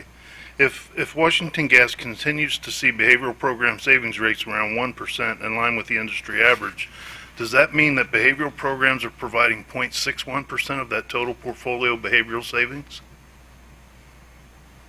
No. No. They're providing 61%. So But if it's 1%, 61% of 1% is 0.61. So look at in this slide, you're looking at the 128,000 therms saved. And I don't have it's on that the second slide in that last paragraph. It says 128,000 therms saved.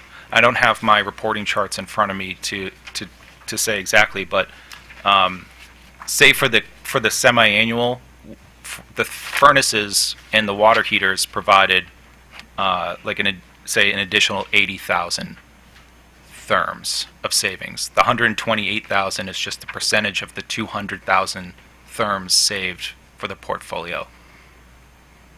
So if there was a total portfolio savings of 200,000 therms, and the 42,000 customers from the home energy reports delivered 128,000 of those, that's where the 60% savings. Let me try a little lawyer math. Always dangerous, I know. If we look back at the two pie charts, I would characterize it that using your example of 100 utility customers, each of whom saves 1% overall, and the utility saves 1% overall, of those 100, approximately 62 derive their savings from the behavioral programs made available by the company. Okay. That's an average. That All right, doesn't now mean. I'm following you. So, all right, now I'm following you. Very good. I'm following you now. Don't take that to the It bank. took a lawyer to make me understand that. Sorry, Mr. Owen. I'll note the date. That may be the first time. This is why I bring him with me. Sorry. That's okay. I'll do it. Yeah, let's get to the full slide program.